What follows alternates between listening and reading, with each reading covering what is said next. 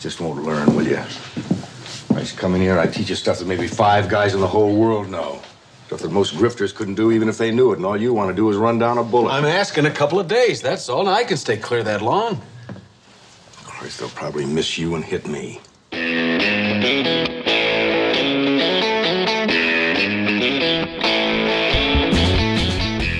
Hello and welcome once again to the Cine-Files, where we are continuing our deep dive into The Sting. My name is Steve Morris. I'm a filmmaker and directing instructor in Los Angeles, California.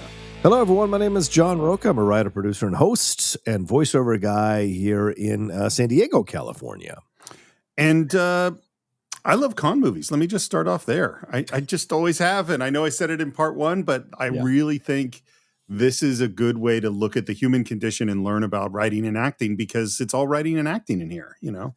This is going to be a fun conversation because I kind of feel like the movie falls apart a little bit in the second half of the film. And I think this is why I don't love it as much as Butch Cassidy and the Sundance Kid. And rewatching it again for our show, I feel even more clear about what works for me and what doesn't work for me in the second half of the movie.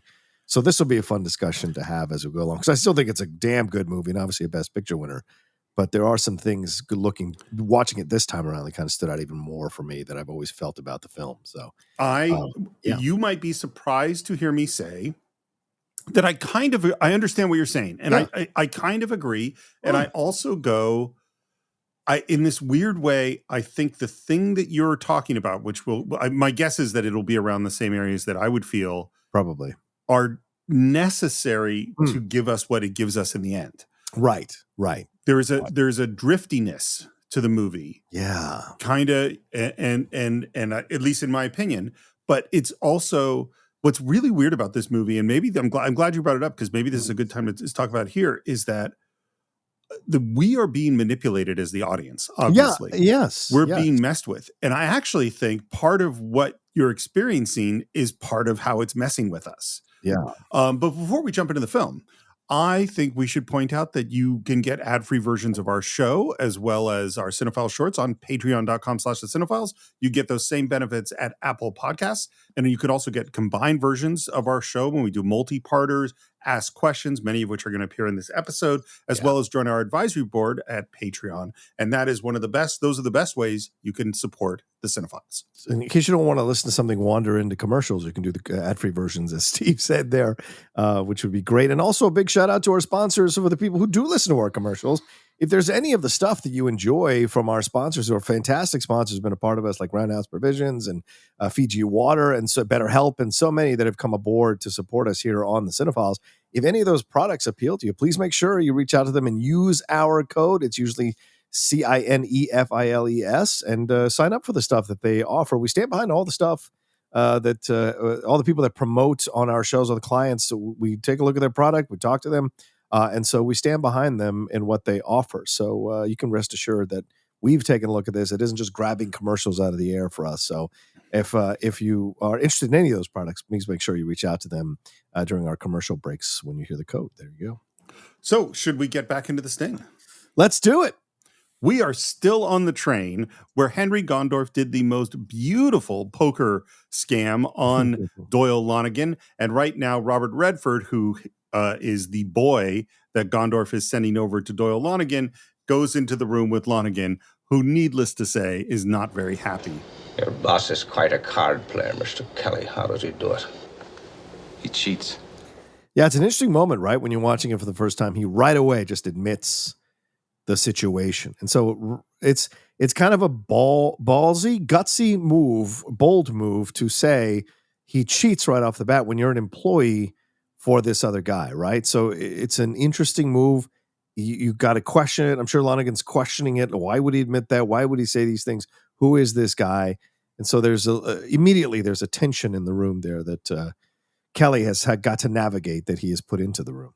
Well, and again, I go back to that line from Joe Mantegna in the David Mamet film House of Games, where Joe Mantegna says, they call it a confidence game because I give you my confidence. That's what Kelly just did. He said, I am trusting you by revealing this truth that this guy cheats, and that's what's going to make you trust me. Yeah. Well, in that case, I'll keep my money and we'll just have another game. You don't have any to keep. And that's when Redford, in another showing of how he's showing his confidence, pulls out Doyle's wallet, which was stolen, and explains that part of it. And man, Robert Shaw just lunges at Redford, punching him and knocking him down. And he's ready to kill him. Well, he's been waiting for any excuse to kill somebody after the embarrassment of the poker game. So, yeah. Think it'll look too good you killing a guy you owe money to. There's better ways of taking him down. So they sucker him in piece by piece. Yep. You know? Okay. Why the rat? I want to take over his operation, and I need you to help me break him. Now Lonnigan is intrigued and says, I'll give you a lift home. One of my questions, by the way, was it in the plan that he goes home with Lonnigan? I don't think so, because the look that Gondorf gives him through the window and the look back between Redford and Newman there in that moment, it seems like he wasn't supposed to go home. And he's super uncomfortable in that cab ride home, which is very reminiscent of On the Waterfront, the shot. Oh, totally. Him in the back of the cab. Yeah. So this is, speaking of it, it's a Pierce Arrow limousine, and this is actually one of the producers, Tony Bill, has a classic car collection, and this is actually his car. Oh wow! Yeah, but the way that he is just squeezed just uncomfortably between Floyd and Lonnigan is great. Yeah, literally and figuratively giving him the squeeze. Yeah. What makes you think you can beat him? I've been planning this for 2 years. I know his organization backwards and forwards, and I need somebody who's respectable, but not completely legit. I'm a banker, Kelly. That's legit in the state. I love that little dig because it's just like, I think, again, Redford is a subtle actor. He's not a showy actor. No. But his ability to create this character of Kelly that is related to Johnny Hooker, but is slightly different and is really impressive to me. Yeah, agreed. All you gotta do is put down a bet for me at Shaw's place. I'll do the rest. I'll supply the money. I'll supply the information. It's very important, I think, again, to the con of at this moment, he's not asking Lonnigan for any money. Because that's, if he'd said, hey, you're going to make a lot of money, you just need to give me $500,000. Right. Lonnigan's immediately not going to trust him. Right. But he says, no, we don't even need your money. I just need you. What about the money you come to collect? Isn't he gonna miss it? I'll tell him you paid it. I keep his books. He trusts me. If you help me out, I'll pay you back the money he stole out of my own pocket. It's worth that much to you? Yeah. Maybe a couple of million. And you could see Robert Shaw studying him. Like really looking, like trying to figure out who this guy is. Right. And then he asks him where he's from. From the east side of New York, a place called 5 Points. But I got out of there. Out and up, huh? You got out and you got up. Well, and it's so great because the way that it's delivered is as if Kelly doesn't know that Lonnigan's from 5 Points. Never even occurred to him. Right. You know, which is what makes it perfect. Here's the thing about being a great liar. You have to understand the moments when you look the person in the face. Yeah. And the moments when you don't look the person in the face and you are just caught up in your own lie, like very clearly believing what you're saying. And I think Redford, because we've all been in that moment. Redford did a great job initially looking right at Lonnigan and saying all the things that he says to kind of suck him in. And then when Lonnigan is studying him, you can see he's got this intensity staring straight ahead. And it's almost like he's like making himself think of all the reasons why he would go after Gondorf. This fake guy would go after the fake Gondorf, the Shaw guy. So, he's creating this whole inner life there that Lonnigan is studying. And you have to be good at it. Of course, Lonnigan, I imagine that he got to that position that he got to because he can read people and their bullshit easily. That is a great point because the way he plays it, talking about 5 Points is a moment about him. It has nothing to do with Lonnigan. That's the way it seems, which is why Lonnigan can read truth there. Yeah. Because it's not about him, Yeah. And Lonnigan doesn't immediately, which I think is great part of the script from David S. Ward. Lonnigan doesn't immediately go, 5 Points. Oh, where are you from exactly? Oh, I'm from 5 Points. He just immediately, just kind of accepts that and looks at him a little bit differently too. Your mom is named Martha. My mom is named Martha too. Martha! Hey, Floyd, I'm gonna have to keep you away from this guy. You're liable to get ideas. Yeah, it occurred to me in this moment that Floyd is actually the smartest person in the room. I sense that Floyd knows what's going on in the scam, but he can't, override his boss. So he has to do what he tells him to do. He's shocked at the 4 Jacks thing. He's like, oh my God, I couldn't know. And then when Lonnigan wants to kill everybody, it's Floyd who's like, no, we're too close to the station and it'll look bad. You can't do that. You got to calm down. And then in the cab, I think Floyd doesn't believe a damn word that Kelly is saying. And I think Floyd knows because he's been down in Kelly's level for his entire life. Yeah, I think he can tell better that Kelly is lying than Lonnigan can.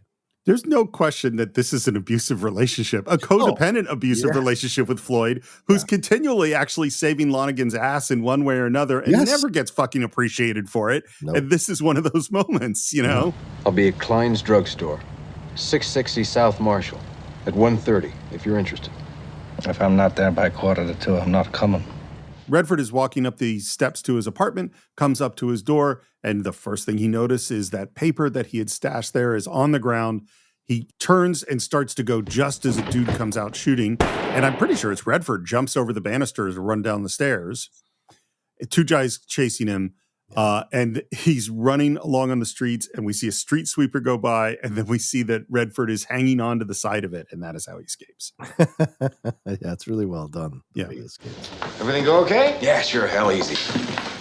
And you can see Newman studying him. He's out of breath. He's obviously stressed. No sign of trouble, huh? No. What about Lonnigan? I gave him the breakdown just like you said. And? It's good. He threatened to kill me. Hell, kid, they don't do that. You know you're not getting to him. Again, I know I'm going to say throughout the whole movie, the thread of the distrust between Gondorf and Johnny Hooker is handled with the most deft touch throughout this whole movie. Yeah. And then we cut to one of these great cards that now says the tale.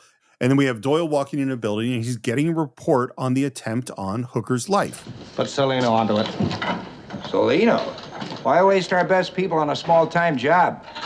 They'll get him next time. They had their chance. All they did was shoot up a neighborhood, make a lot of noise, wake up a few cops. Yeah, but that was... Vince, I just told you, put Salino onto it. And this is what we know about Doyle Lonnigan, is he doesn't mess around. He needs this to go away, and he needs to go away right now. He's very clear about what he's doing. Yeah. Yes. Cole wants to muscle in on it, that's his business, but he's breaking the rules and Salino won't like it. Now get me the books. We have the Snyder thread of Snyder wanting his money back from Hooker. And now we also have the assassins thread. And now we've put their best assassin onto Johnny Hooker. Yeah. We have a question here from our patron, Paul Sevilla. Hey, Paul, what's going on? And he says, I have a plot question. Lonnigan's assassins were trying to kill Hooker. Did Lonnigan know what Hooker looked like? Did he know from the start that Hooker was the grifter who stole from him with Luther? Ooh, that's a great question. What's your answer to that one, Steve? Absolutely not. The movie doesn't work if he knows. If he'd just kill him, you know? Right. And he would never trust him. So no, I think one of the things the movie has to keep straight is that Lonnigan never finds out what Hooker looks like. Yeah. Good point. And I think this is also an area where if you think too much about it, the movie gets less good, you know? Yeah.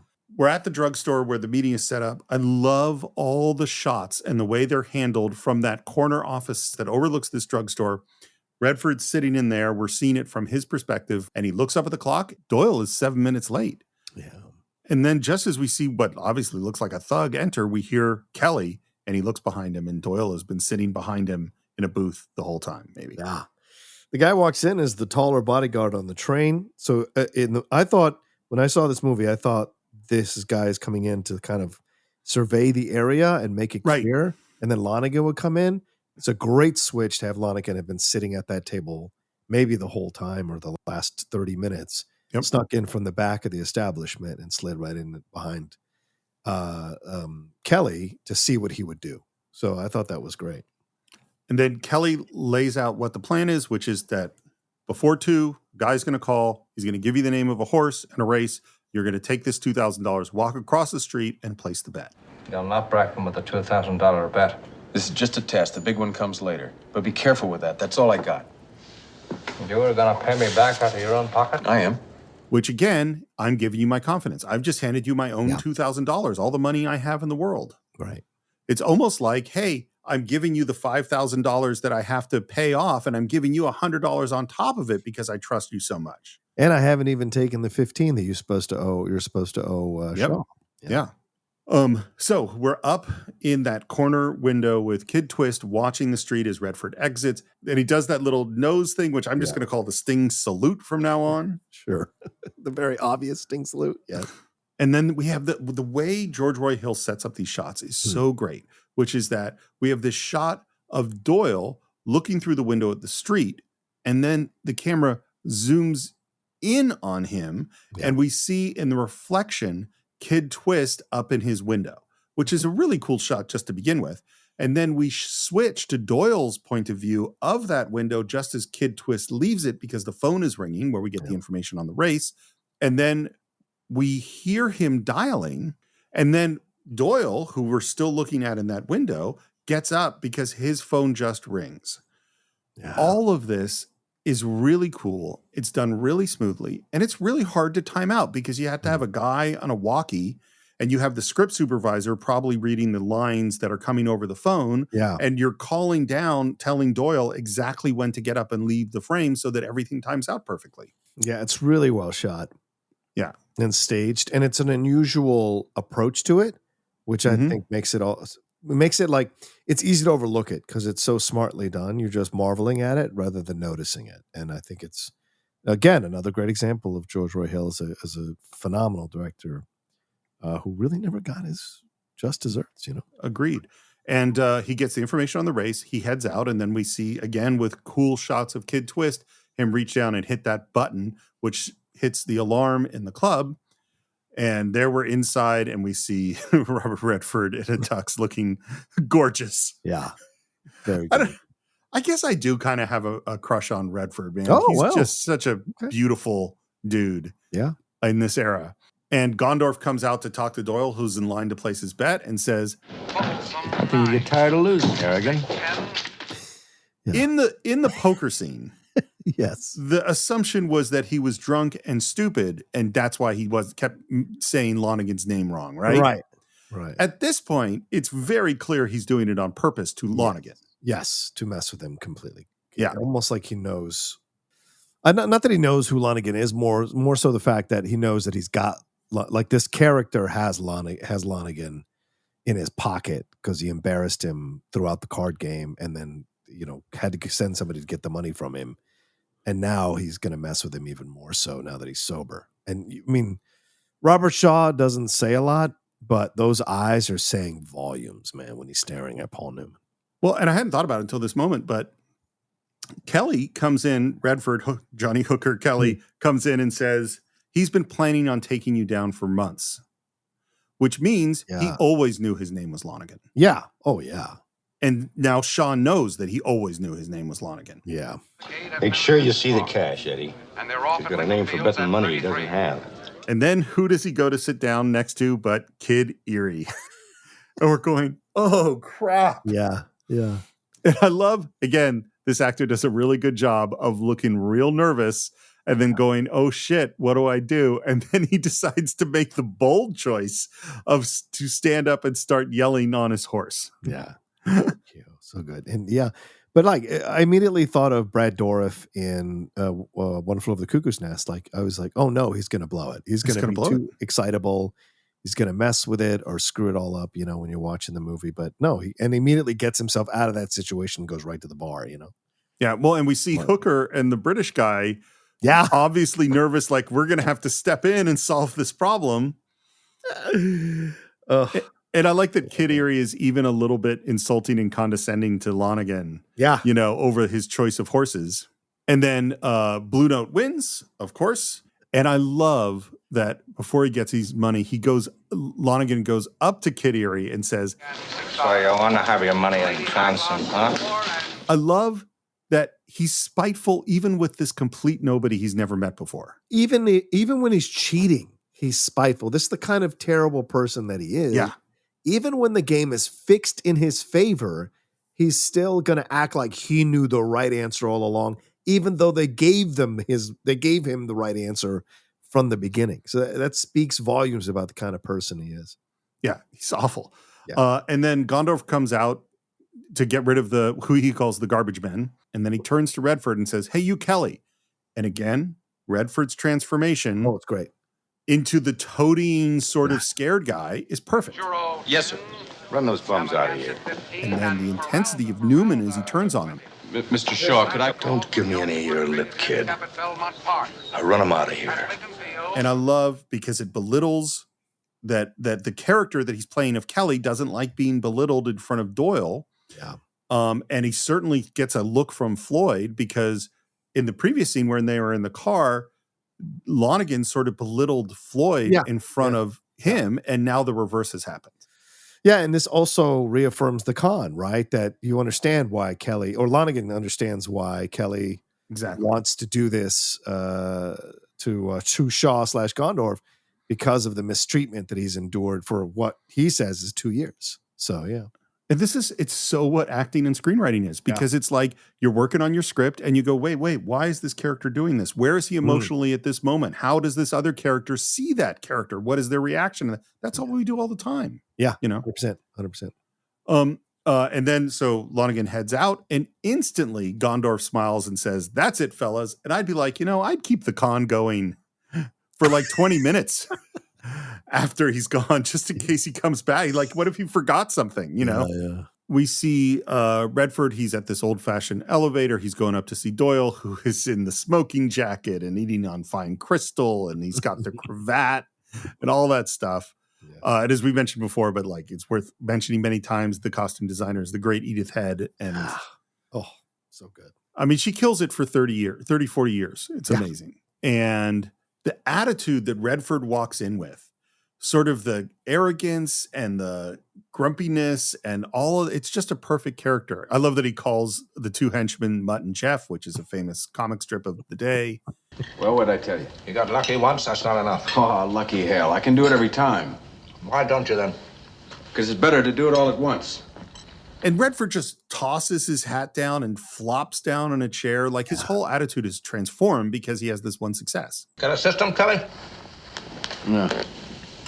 You can still lose with the system. You're past posting, aren't you? And Redford has that reaction like he's been caught. Yeah. But of course, he wanted Lonnigan to figure this out. Yeah. And then Redford explains the system, which he's got a partner that works for Western Union. The race things come in. He holds them for an extra couple of minutes, sends them first, and then sends them out to everybody else so that they know who wins the race right before it happened. And I like, too, that Lonnigan hands him the envelope. Hey, there's only $1,000 here. Make another bet tomorrow. What the hell is this? Where's my money? I got 16 grand coming. You owe me 15 grand already. Besides, if your setup's as good as you said is, there's plenty more to come.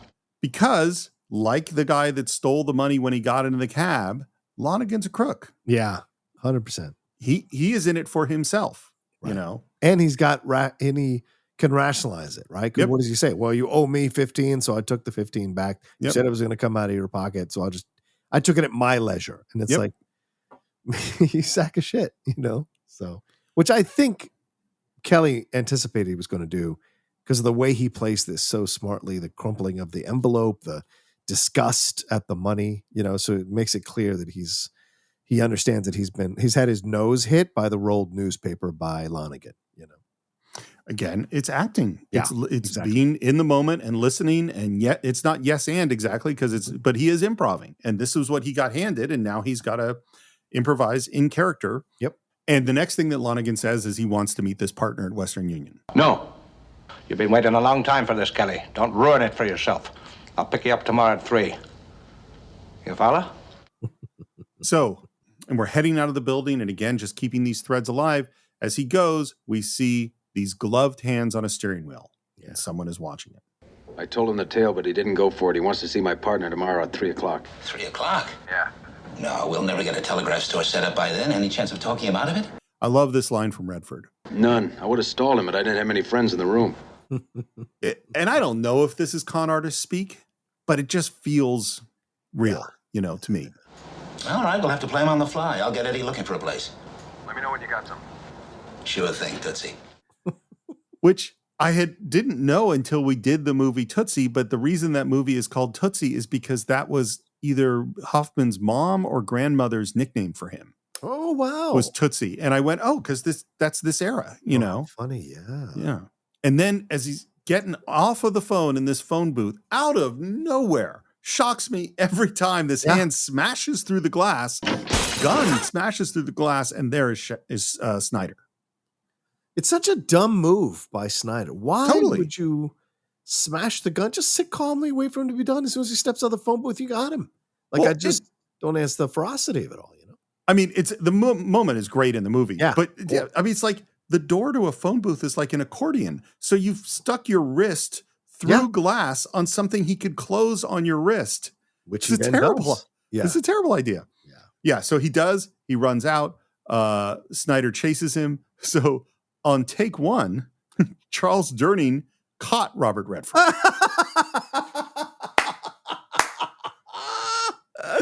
That's awesome. You know why? Because it's tough to run in those spats. Yeah.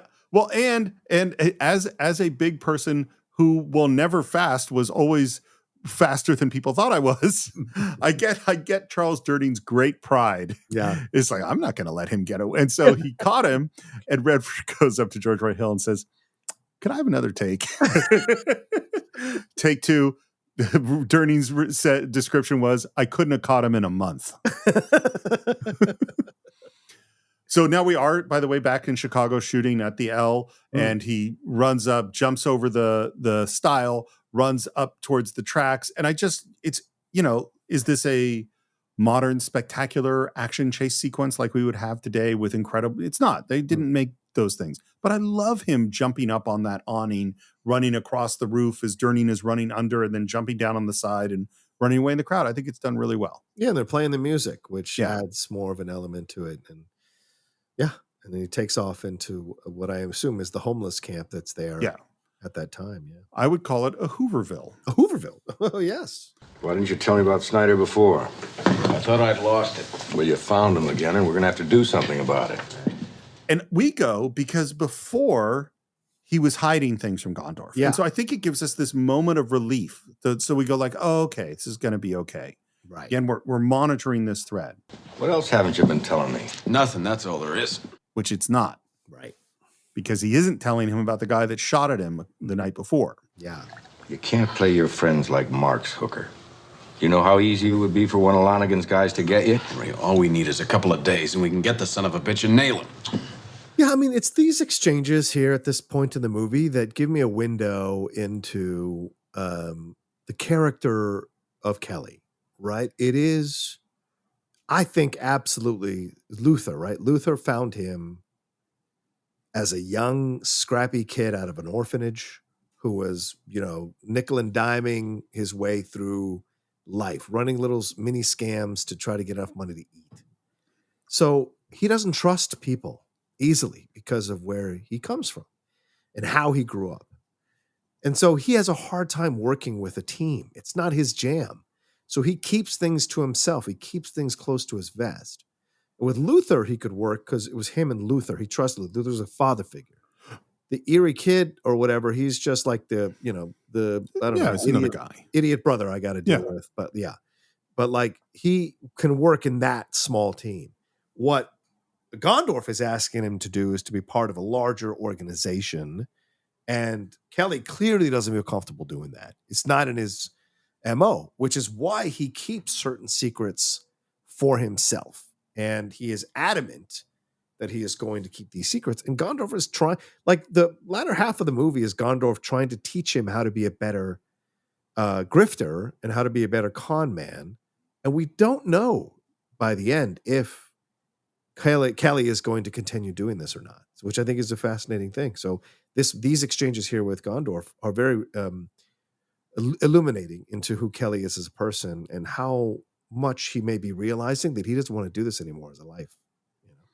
You said that Butch Cassidy and the Sundance Kid is an exploration of impending adulthood on some level, which had never occurred to me, but I think it's really like you have to let go of childish things at a certain point and deal with reality. Yes. I never thought of The Sting as a coming of age story, really, but it's really important that Hooker blows $3,000 at the beginning of the movie. Yes.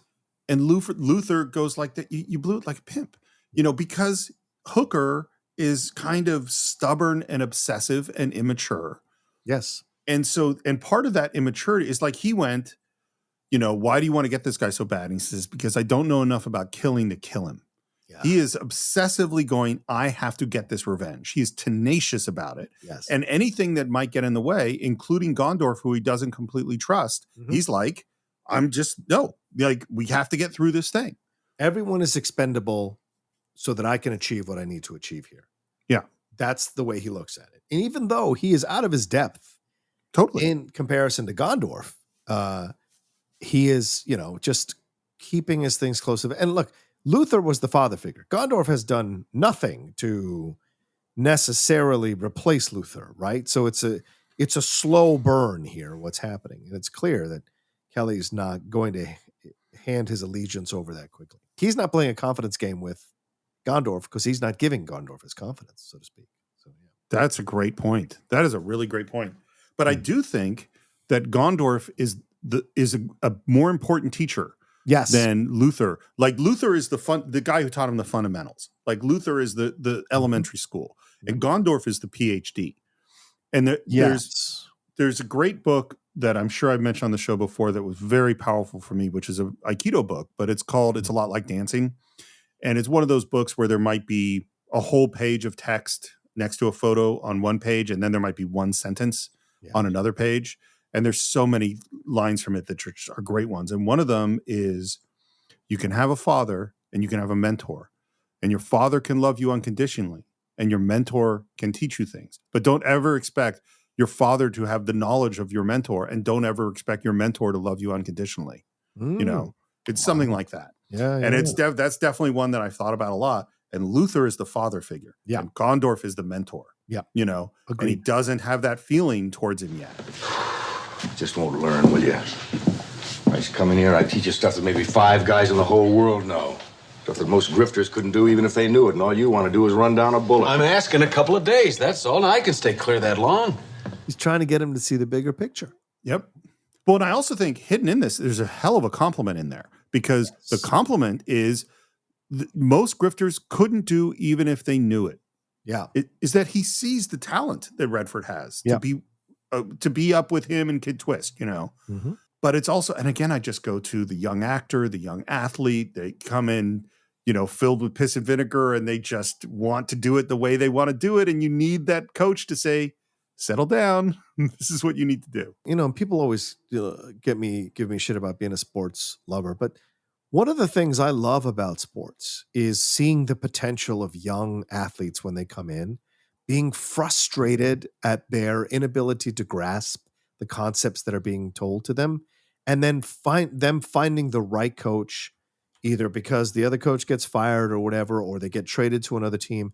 And then you really see them blossom. And then the things they say afterwards, like, yeah, I was young. I thought I knew better. I thought I could do it. I thought I had it all in my hand. But I realized it's not just about my talent. It's got to be about the commitment. It's got to be about dialing in and believing in the team.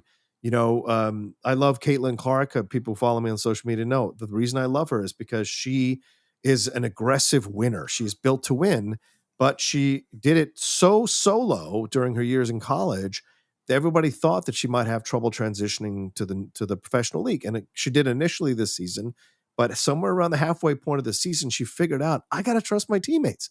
Just like MJ had to figure that out. Michael Jordan did. He had to trust his teammates that they would, if you got them in the right position, they would score for you. They would succeed for you.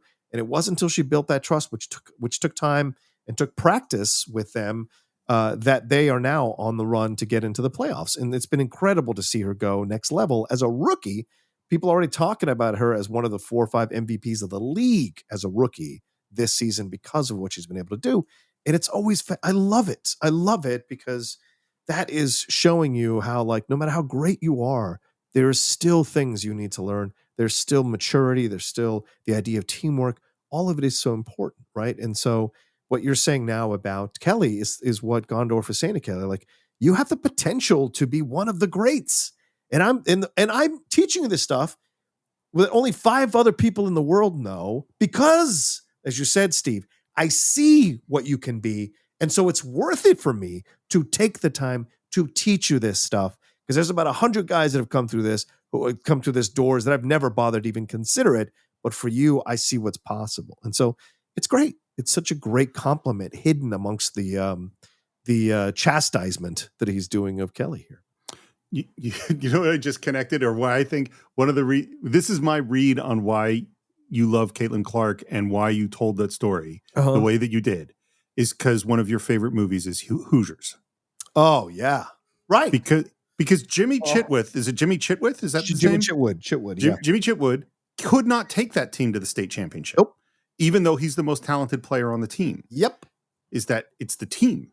It's the team.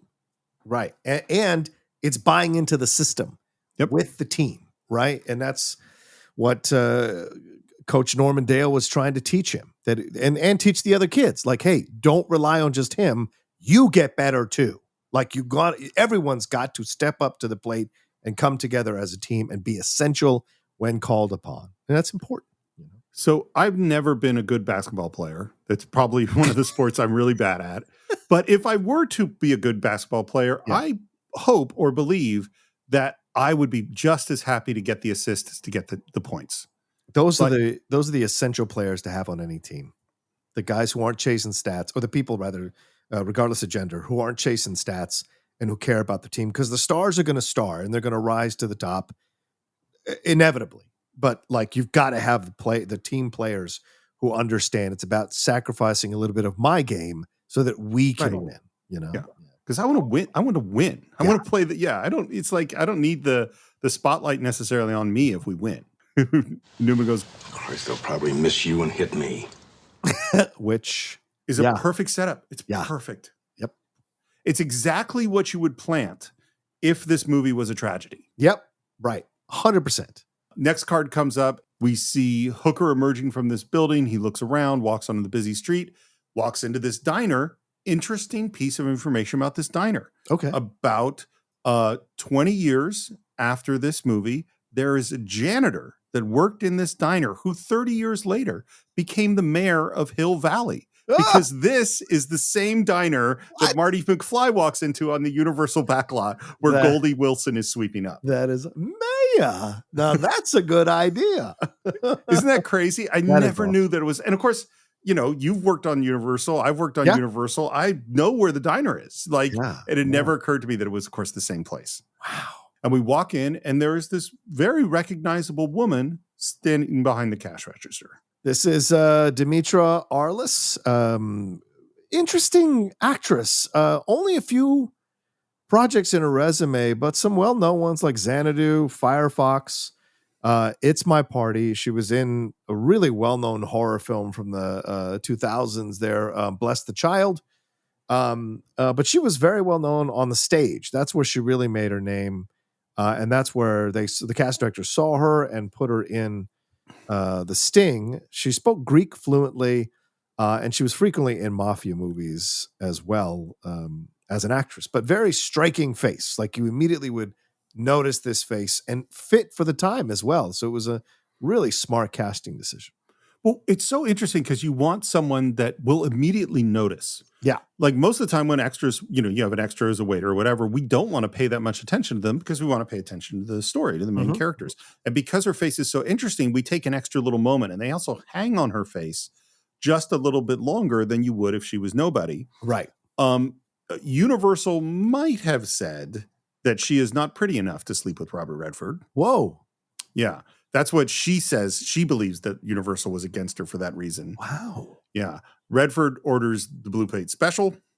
Needless to say, the Blue Plate Special was not delicious. Guess I should have had the meatloaf. It isn't any better. Which is a great line because, again, that makes you notice her just a little bit. 100%. Hey, where's June? She quit. I filled in for a couple of days till I can get a train out of here. Yeah, where are you going? I don't know. Depends on what train I get on. And then again, as he gives her a big tip, we just hang on her face just a little bit longer. Yeah. But what's great here, because when you watch it in retrospect now, is she is running the con on him, right? Yep. The whole time. Like, the idea that she's only stepping, and she's probably killed June, I would imagine, right? That's why June is. That was my thought too. Yeah. Although it seems a little extreme just to get the job. But yes, you know. I mean, as we find out from her, it's not an issue. But like, this whole situation seems like she set this whole thing up. I think, as I said, I think she killed June.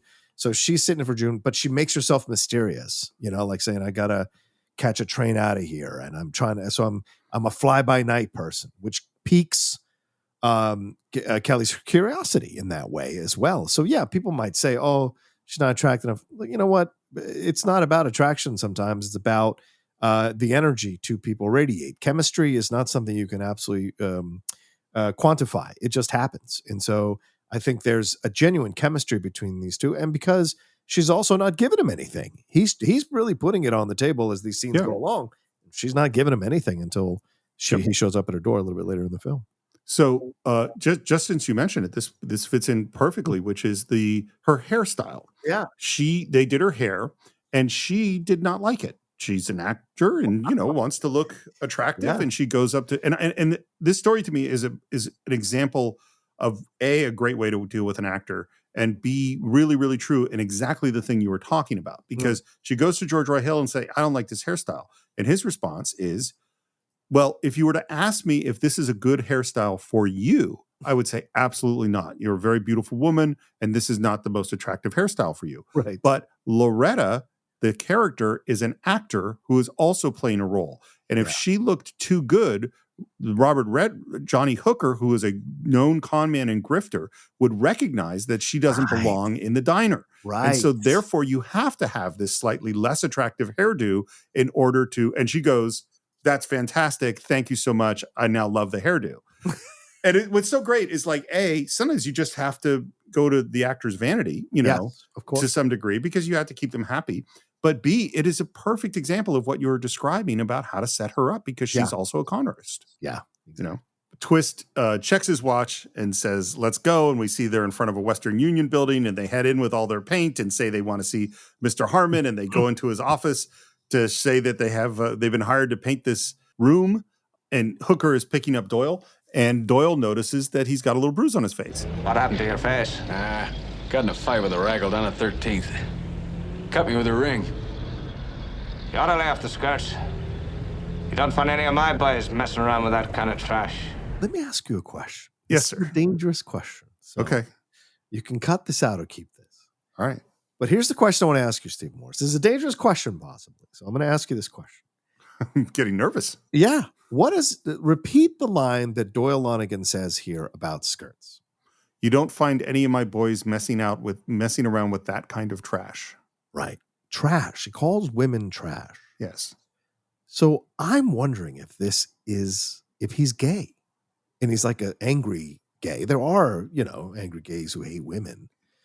And I wonder there's angry everybody. Everyone, there's angry, right? I guess that's what I'm trying to say. So I just wonder if he's saying this because he's gay and he is running a gay, like those two guys are gay. Maybe he has a gay relationship with Floyd. I don't know. And so it occurred to me in that moment with that comment, or this is a guy that is super evil and like abhors women and probably sexually abuses them or assaults them and what have you. So I don't know which way I go on this, but for some reason in 2024, when I heard that line, I had to stop the movie and go like, what does that mean? Why would he say that? Why is that in the script? Because David S. Ward has put everything in the script is in the script for a reason. Why would he say that? Why would he allow Lonnigan to say they're trash? Why comment on women at all? So it just made me think about that moment of what the point of that line was. So maybe I'm going off on a tangent, but I don't know. Steve, what do you think? Well, it's definitely a tangent, but so is half the Cine-Files. True, very true. So first of all, that never occurred to me. And my gut is if you went to Robert Shaw and said, Robert Shaw, was your intention that Doyle Lonnigan was gay? He would say no. And my belief is if you asked George Roy Hill the question, he would say no. But what would David S. Ward say? But what would David S. Ward say? That's what I don't know. But what I should point out, I didn't read this line. What he says, I think, before is that he got in a fight with, and I think the word he uses is a raggle down at 13th who cut me with a ring. Right. Now I don't know what a raggle is, but what I think he's saying go ahead. is when he says trash, I think he assumes that that Kelly is running around with a lower class of women, possibly prostitutes. Okay, raggle slang. I'm looking this up right now as we talk about it and see if anything comes up. Like that's what I think, because to me it relates much more to I'm denying the fact that I came from 5 Points. Yeah, that there's a classy. Right. Yeah, that's sort of how I would read that line. All right, so I just looked it up, Steve. A ragger is what you said, right? Raggle or Ragger, something like that. Yeah. Apparently, it is short for ragamuffin, which is a ragged, often disreputable person. A poorly clothed, often dirty child is a ragamuffin as well. So maybe that's, I think you're right. Like he's saying, why are you messing with the lower class or the stuff like that? You don't catch my people hanging out with the lower class women or lower class people. And so that makes sense. I imagine. And obviously, of course, homelessness was terrible. Poverty was terrible back then. But also that's where a lot of crime was occurring back then at that time as well. So that makes sense that Lonnigan would say that to Kelly. Yeah. Okay. Mystery solved. It plays into the 5 points connection that Kelly is trying to make, not knowing that that's where Lonnigan is from. Right. Okay. That's fair. Okay. Well, there we figured that out. Okay. All right. So we're in the Western Union office where they're showing him the invoice for the painting job. Brigham signed it all right. I can't understand why he didn't tell me. And I love that JJ just sort of, it's that improv of making a connection to make this feel real. He says, he's like all them supervisors. They think they're too good for regular people. He says he was in here a while ago and the place was a mess. So they kick out the guy who runs the Western Union office because they have to paint the space. They start laying out their tarps. They start painting the walls. And he heads out. And the second that he heads out, Twist is immediately taking off his overalls, revealing the suit. The detail that's the best is swapping the photos. Oh, yeah. That's a really smart moment. So we see Twist with his family. Doyle in the car arrives. They go up to the back door. I love the way they shoot this, which is they open up the back door. Twist, now playing the opposite of who we've seen him as, which is confident and debonair, is now nervous and very shy and skittish. And even just the suit they put him in and the way they do his hair makes him, it all works, Right. Could we... What did you bring him here for? Kelly, That'd be a good idea for him to see the operation. Kelly, I'm having the place painted. We can't talk in here now. And I love the shot through the door of Doyle, who's just listening to all of this. And then they say they're going to go somewhere else. And I don't understand why Twist does this, because this actually seems to hurt the con. But he hits the intercom and says, Miss Barnes, I'm going home a little early. Look, if there are any calls, tell them they can reach me here tomorrow morning. Thank you. And the actual boss is sitting listening to this call on the intercom. Yeah. So they it feels like this is a mess up, but they walk out and immediately JJ cleans everything up, switches the photos back, and he's out the door as well. So this scene of painting the Western Union office is the only thing that I have ever done a true, I will call it homage, or we could also just call it I stole it.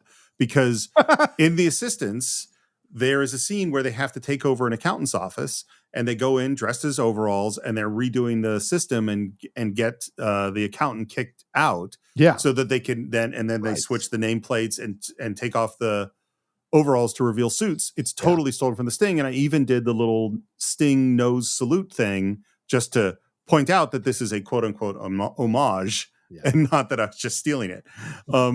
Which there's a fine line. Isn't there always? Yeah. We're at some restaurant, and Twist is reluctant to do this, which is key always to the con, is that you want the mark to convince the con artist to do the thing that they want to do. I can't do it. We've got telegraph inspectors all over the place. One more time isn't going to make that much difference. We've got $400,000 coming in from the coast next week. You want to risk that on a lousy 15 G's? If it works again tomorrow, I'll finance the whole thing. $500,000. 60-40 we split. And they're like, but we got a guy. We don't need your money. And they reluctantly are convinced to use Lonnigan as their banker. Convinced. Yeah. Yep. And we cut to Snyder, who's drinking coffee at a counter, and two feds come up to him. FBI. Special Agent Polk would like a few words with you. You got a couple of minutes? Yeah, sure.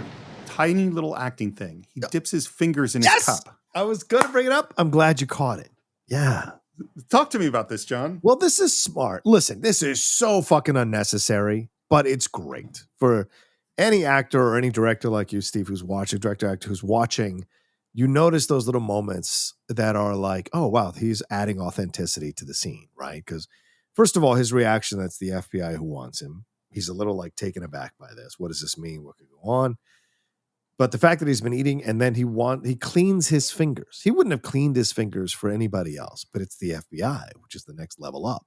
So he wants to look his best. He doesn't want to have the smell of the food on his fingers. So I think that's why he dips it in the water and then goes into the meeting. So to me, yes, as you said, the little acting trick, but it adds such an authenticity to the moment that it's great.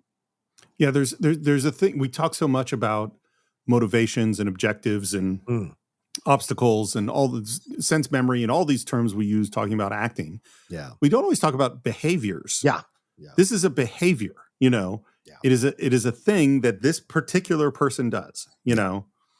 So we show up at this FBI office, which is obviously in some weird warehouse, you know, orders going around and things are very busy, and we meet FBI agent Polk. This is played by Dana Elcar, who, for those you may know, MacGyver. He is Pete Thornton from MacGyver. 126 episodes there as his Richard Dean Anderson's boy throughout this that series here. But yeah, he'd been in a number of things like Hill Street Blues, The A-Team, Scarecrow, Mrs. King through the 80s and into the 70s as well. Done a number of these TV shows and films. But I think that's the number one thing people know him from is MacGyver. If you're old enough to remember him from Black Sheep Squadron way back in 1976, good on you. But he's a man who worked quite a lot consistently through a number of decades. And certainly he's got a noticeable face. And he did have a small part in a film that I just recently watched, and that is The Boston Strangler. I'd never seen that movie with Tony Curtis and Henry Fonda. And he has a small part in it as one of the cops. And I was like, oh my God, wow, look at how young he is. And so, because I had watched this thing get ready for the show, I had his name or had his face in my head. And I couldn't believe when he popped up in the film how young looking he was in that movie. So yeah, just a guy who's worked consistently for quite a lot of time. And if you know Dark Shadows, he was also a big part of the Dark Shadows show back then. The thing about him though, which is really interesting, he went legally blind in 1991. Oh wow. And so it absolutely limited the amount of work that he could do. He still appeared in like Law and Order and an episode of ER, but he didn't work anywhere near as consistently as he did before he went blind. But he spoke out about it, and he was with the National Federation of the Blind. He spoke about what he went through here. You know, an incredible actor who worked for numerous decades, had been part of the Navy and had founded the LA Actors Theater in the mid 1970s as well. So yeah, he's great in this movie. Yeah. And right now he's asking Snyder about Johnny Hooker. You know him or don't you? Yeah, but I don't know where he is. Well, we do. He's chumming around with a big C named Henry Gondorf. Ring any bells? Sure, every bunko man in the country knows Gondorf. Well, there's word he's going to run a con on the south side here. And we as the audience go, oh, shit. Yeah. The feds are onto them. Yeah, feds are onto Gondorf. Yeah. So yeah. And the key detail to me is they say, we've got a year-old Florida warrant on him. Mm-hmm. Which is what Gondorf said earlier, that he had to run away from Florida because there was a warrant on him, which is great because it's like enough truth that's going to make Snyder believe this. I think this is such a smart move in the movie. And I'll tell you why. Because when we find out it's a con at the end of the film, the fact that we as a viewer are feeling a little cocky and confident, like we're with the good looking dudes with Redford and Newman, right, and we're running the con on Robert Shaw, we're running the con and everyone involved in this, we feel cocky. But here is the script of David S. Ward, and here's the direction of George Roy Hill, and they're running a con on us. And I think it was great. It's so brilliant to run the con on the audience, right? When the audience is feeling feeling themselves a little bit. And why are they doing that? Because you've given your confidence to them. Exactly. They've entertained you up until this point. And so now they've got you hooked. You know, so it's so smart to turn around on the audience to have a con within the con. Yeah, it's funny. And obviously, people who listen to the show know that we spoil everything, and the reason that we spoil everything is that you can't analyze exactly what's going on without spoiling it. Of course, you know what I mean. But there are certain movies where I feel really shitty about it. So for people who haven't seen this movie, I mean, what are you doing listening? First of all, I mean, like this one, because what if you've gotten this far and you've now heard from us that these FBI guys are part of the con? Well, we have now ruined for you one of the greatest twist moments in any movie ever. You know, it's his life sometimes, and it's a 5 decades old film, so I can't feel too guilty about it, to be honest. And part of it too, again, it's everything we've been saying. You would think that they should come in and be really nice to Snyder, because that's if you want to manipulate someone, you should be nice to them. That's not what they do. Right. They come in and they act like assholes, like FBI guys would. Yeah. You know, because that's what makes it convincing to Snyder that these are the real FBI guys. You could have them in a nice office, but instead they're in this place that's obviously a temporary warehouse that they're operating out of, partially because that's what Gondorf and his people and Kid Twist could set up, but also because that makes it more convincing. Yeah, and also just like Kelly running the con on Doyle, it is this seduction of Doyle in a way through revenge, right? Like Doyle probably has lived revenge his entire life to achieve where he's gotten, right? The limp, all these things, he probably endured a lot of shit, but revenge is what kept him alive. Anger and revenge, right? So that's what appeals to him about Kelly wanting to get revenge. Also because he wants to get his money back, get revenge on Gondorf/Shaw. So they speak to his language. The same thing here, right? Charles Durning's character, Snyder, is a mean, cantankerous sack of shit. He's clearly condescending, possibly been on the take in the past. Of course he is. Yeah, exactly. So we saw him take $2,000 from. That's right. We saw him. Right. Sorry about that. But then so the FBI's have to speak his language in order for Snyder to give them his confidence to run their con. And so they speak because Snyder, I'm sure, was like, well, if I play this right, I can be one of these cocky FBI agents and treat people like shit and take advantage and make money. So you have to speak their language, as you were saying earlier, Steve. Each of these cons are speaking language to the people they're marketing. Well, and that's because they go like, A, we're going to take out Johnny Hooker, which we know Snyder wants him to do. B, they can give him some reward bucks if he helps out with this big thing. And so he's like, now he's in. What the hell good is Hooker to you? He's going to set up Gondorf for us. He'll never do it. I think he will. And so this thing that we kind of ended a little bit because we know that Hooker told Gondorf about Snyder. Yeah.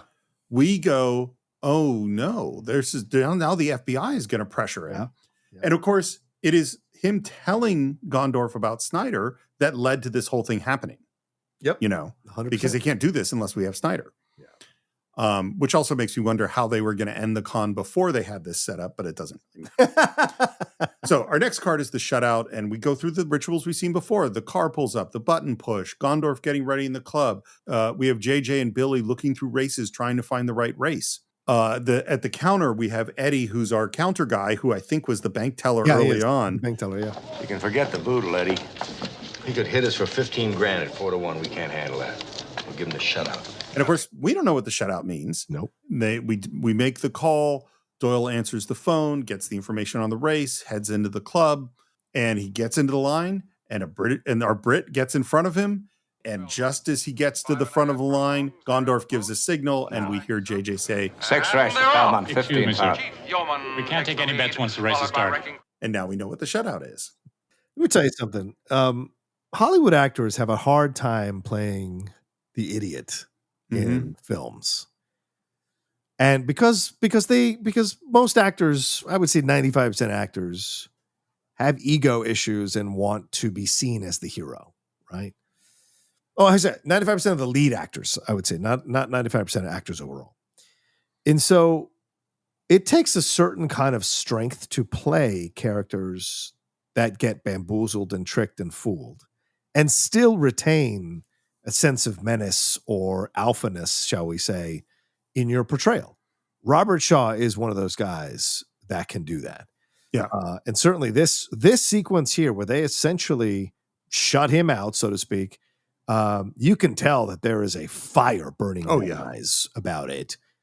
But that's how they sucker him even deeper into the con, because if he had bet the money, he would have won. So that makes him even more adamant because they kept him from something. So they turned it on even more. Not only is revenge now a factor, now is you've kept something from me that should have been mine. Yep. And so now I want to destroy you even more, just so smart the way they play this. Your statement, particularly about lead actors, I think and stars is generally, I totally agree with, because most people don't have the ego, that kind of an ego, to get them to be stars. Yes, 100%. You know what I mean? It's like people talk about, like, running for president is to some degree a self-selecting job because you have to be a person that believes that you deserve to be president, you know? Yes. Like, and so you can't let those weird insecurities into your reality. Normally. What happened? I didn't get the bet down in time.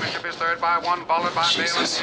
And you see Redford's reaction, and again, it's that how he is playing all the different layers of this character. Yeah. And I was just thinking, like, John, how hard is it for an actor to play all these different layers, different versions of themselves, and keep them straight in a whole movie? You know what I mean? Yeah. Incredibly difficult, especially when you're as good looking as Robert Redford, right? Yeah. I mean, because people are watching you doubly hard because you're attractive and because you're the lead of the film. So they're looking for a moment of unbelievability in your performance. So the fact that you can keep them dialed in and believing into the character you're portraying, because now he's playing like, 2 or 3 different characters at the same time. Right. The fact that he can walk the line between all of them as he deals with the situations that pop up just speaks volumes about the subtle greatness of Robert Redford, who I think people don't revere as strongly because he's so good looking. Same thing with Newman. Like, they don't talk. Well, I guess with Newman it's different, but with Redford, they don't ever talk about Redford quite as highly as they would talk about Brando or De Niro, right? It's Redford never gets the shine like that. Yet I would argue consistently fantastic in multiple genres of films, Well, De Niro is showy, like that, Right. It's like if you look at De 60 Niro pounds and stuff. Yeah, you look at Raging Bull and you look at King of Comedy and you look at Taxi Driver and you look at Untouchables. And then yesterday, Jackson and I just went to see Brazil in a movie theater, which was really interesting. And De Niro's character in that, so it's like those are showy things, whereas Redford's never showy. No. Redford is he's more, I wouldn't put him exactly in the Spencer Tracy quality, category, but he's just like very kind of, honest and there. He's like Cooper, yeah. Right? Yeah. And a better actor. Cooper was better never actor than showy, Cooper. but you knew he was solid every time. Yeah.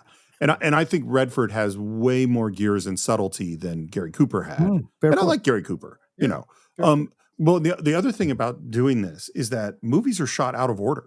Yeah. So you could be going from the scene of Luther's death to the scene of pretending to be Kelly when Doyle didn't get the bet in. That could have been shot, right after each other.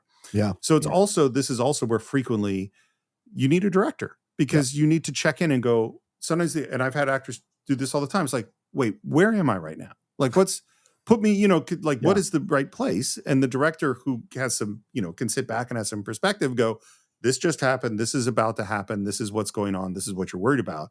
And the actor will go, oh, okay. And they can settle into that, Yeah, I don't, the actor should know where they're at every time.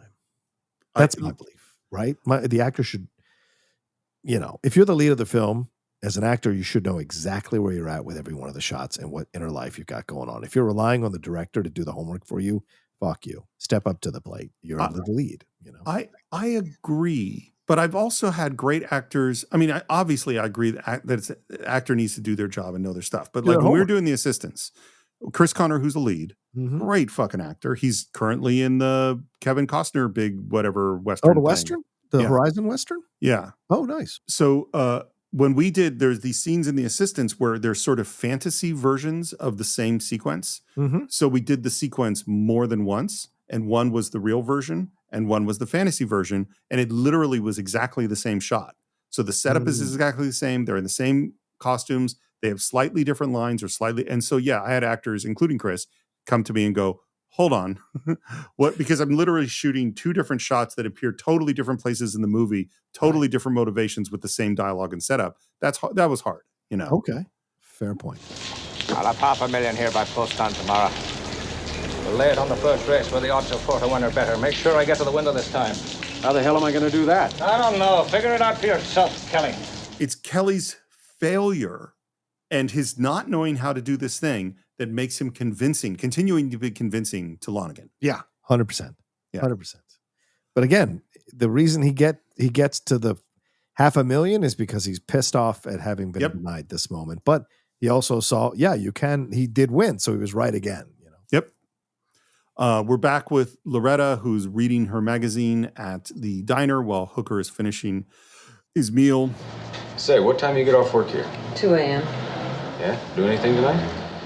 Yeah. Sleeping. Because if she showed too much interest, Yes. then he would worry that something was up. Yeah, 100%. Hooker he starts to leave, sees a dude out there and realizes this might be the person after him, says, You got a back door to this place? What's wrong with the Look, front? I don't have time to mess around. There's a guy out there I don't need to see. Don't look around. What does he want? He'd like to kill me. Now look, do me a favor. Go into the bathroom, open the window, and wait there. Why should Just do what I tell you and everything will be Jake. and he's a little bit scary in this moment. Yeah. Right. And it reminds me of some of the stuff with Faye Dunaway in 3 Days of the Condor, where we like him, but he's a little bit scary. Yeah, 100% agreed. And she goes, and then he does, when he says, do you have a back door? We just assume he's going to try to escape out the back door. Yeah. But that is not what he's going to do. He goes out front to make sure this guy sees him, then runs back through with the guy chasing after him, who goes into the bathroom, is looking at the stalls, knocks on one. It's taken. And he looks down, sees women's feet, sees there's an open window, and this guy who's hunting Hooker jumps out of the window because obviously that's where he's gone. Yeah. And then a moment later, she pushes Hooker out of the stall. And what I love about it is, like, he's not a fighter, he's a con artist. Yeah. He just ran a con. Yep. And it would work perfectly well if he didn't just walk out of the diner early while the guy was still out there. Hooker runs into an alley. It's a dead-end alley. A moment later, this guy comes into the alley, and Hooker's nowhere to be seen. And we go, where'd he go? What's happening? And he feels like he's lost him, puts his gun in his holster, stops, turn around, and we hear, Salino, hey, I wasn't... And the camera pushes in on a manhole slightly ajar. Yep. So this is Cole, who they were talking about earlier. Exactly. And this is played by Brad Sullivan. Now, remember when I told you the Erie kid was the accountant in The Untouchables who actually testifies. Right. This is the first accountant who gets killed in Canada. In the house. Yeah.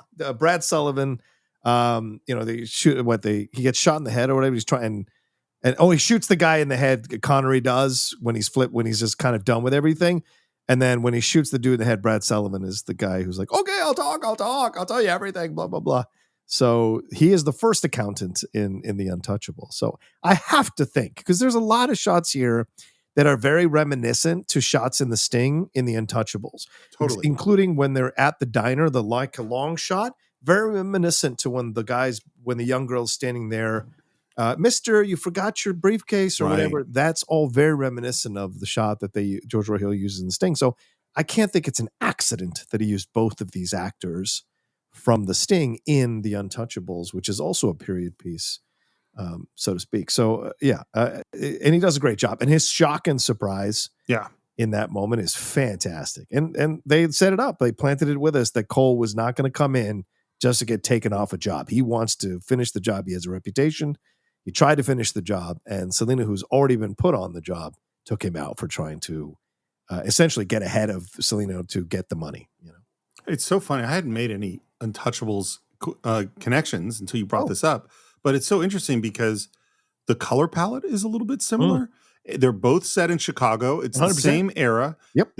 And there's a dude we're going to meet later who I think looks a lot like Al Capone. So yes. So there's a lot of connections. Yeah. And again, Hooker is climbing up the stairs to his place. Again, Snyder comes out of nowhere and grabs him. And we end up at the FBI office. We want to talk to you about Henry Gondorf. Yeah, I don't think I know. So he's doing exactly what we expect him to do, which is putting up the front against the FBI. You want to spend the next 20 years in a federal penitentiary starting tonight? I'll make parole. Like hell. You won't even get a review. I'll chance it. Again, everything is going exactly as you would expect it to go. Because Snyder was the one who said, no way you're going to convince him. And so he's got to be hard to convince. It's so smart. Yeah. Well, and what's so funny is I'm thinking about the Hooker line of, I didn't have many friends in the room. In this one, Snyder doesn't have any friends in the room. Right. He thinks he's on a team with the FBI, but actually all of them, including Johnny Hooker, are on a team against him. He is the mark. That wife of Luther Coleman, Snyder, what was her name? Alva. Alva. Pretty fair grifter in her time. Nothing major by itself, but put them all together, it could add up to a lot of years. And I don't think it would ever have occurred. We've forgotten about Alva. You know what I mean? Yeah. And the moment they bring it up, we go, seeing it the first time, oh shit. How could he get out of this? He can't let Alva go to jail. Right. And going back to your point earlier, if Luther was his father figure, well then Alva's his mother figure. Absolutely. And he doesn't have a relationship with Gondorf. His loyalty to Alva's got to be much higher than his loyalty to Gondorf. How do you get Snyder to believe it? Yep, exactly. To bring in Alva, 100%. It's over, Hooker. You can save me a lot of trouble, but I'm going to get Henry Gondorf whether you help me out or not. And this is key, because what has Hooker said? He says, I don't know enough about killing to kill him. And then he says, we just got to go a little further so we can get this guy. We know his top motivation is he wants to get the guy that killed Luther. Yeah. So then he says, you wait till the chump is played. Hell yes. We don't care about the mark. He deserves what he gets. I mean, completely played. You come in before we beat him and I'll kill him. Which means I'm going to sell out Gondorf as long as I can get Lonnigan. It's an intense scene. Yeah, right? Totally. But you got to be that intense to sell Snyder on the whole thing. What is it, kid? You're not saying much. Just got the jumps, that's all. Which, of course, we go, he's guilty because he just sold out Gondorf to the feds. Yeah, right. But in fact, he just has the jumps. Yeah. And he hasn't told him about the guy trying to kill him. Or we assume that he has not told Gondorf about the guy that tried to kill him. And Billy enters. It's totally incidental, but I love. Things are a little slow tonight, Henry. I want to open the round for the girls. Sure. It's just a little beat of like, oh, the prostitutes want to ride the merry-go-round, which I think is lovely. I mean, I think it's just like kind of nice. Yeah, agreed.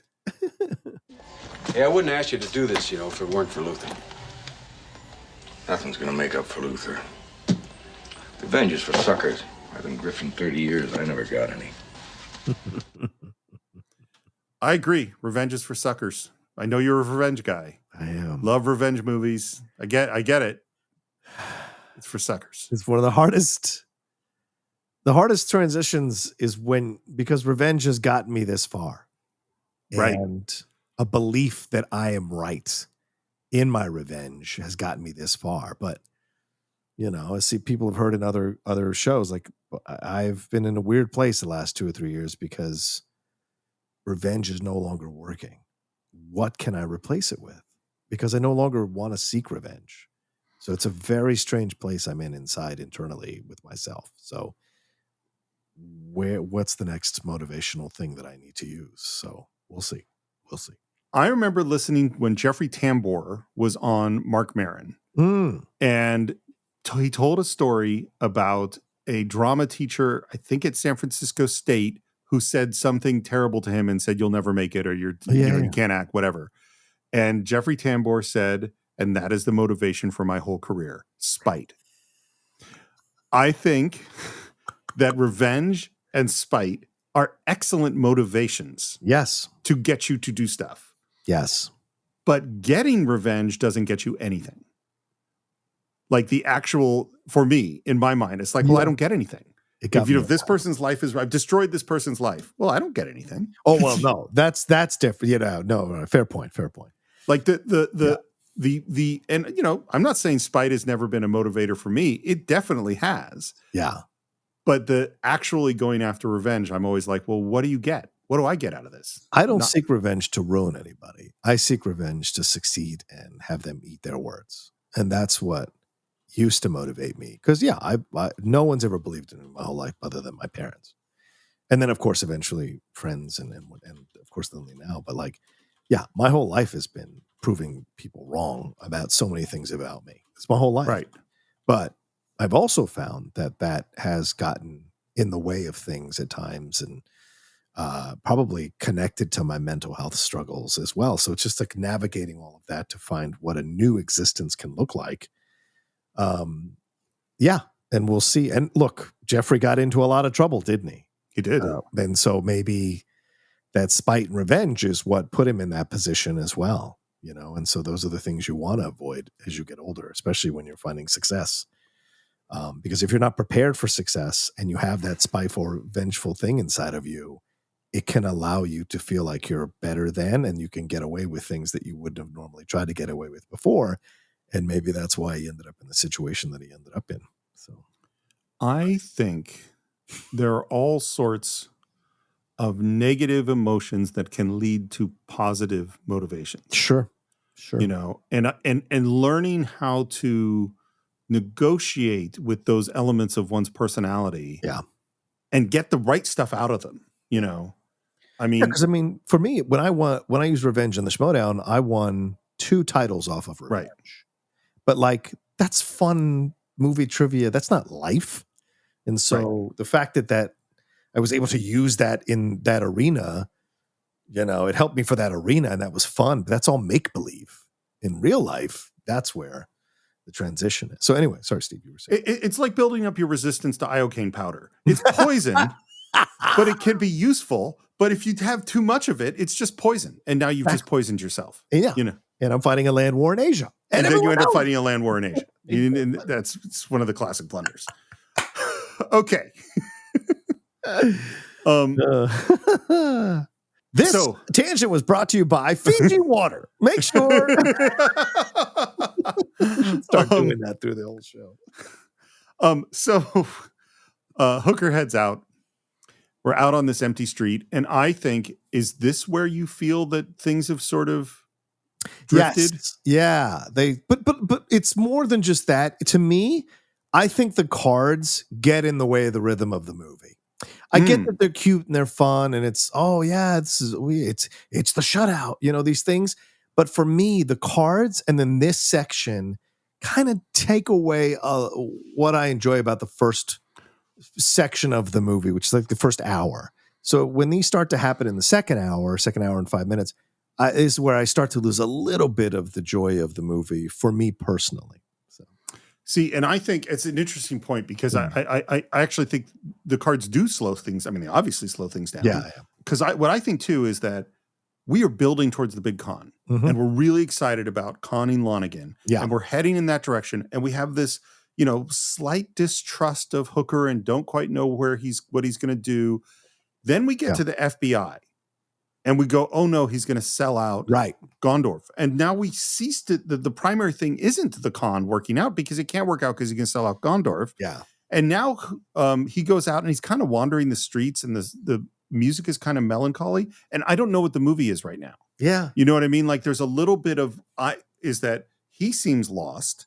And now I feel a little bit lost because I'm like, wait, is the con going to happen? Is that, I don't know, like part of a movie is, what am I stressed about? What do I want? Yeah. Those are the things that you need to be involved. It's like there are books that are fantastic page turners, and then for some reason one chapter isn't a fantastic page turner. Yeah. Not that it's a bad chapter, but you don't have that suddenly you can put down the book, Yeah. And I feel like that's kind of where we are. It's a filler episode in the season. This feels like a filler sequence in the film, right? Because we don't know why we're doing this, other than Redford has developed, or Kelly has developed, an attraction to this waitress, right? Yeah. And so why is this happening?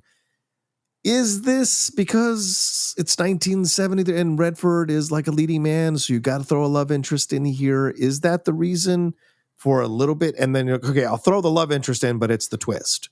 And are you trying to make the twist work? Because I don't think they make the twist work by going through this sequence, but the twist is no less shocking and effective.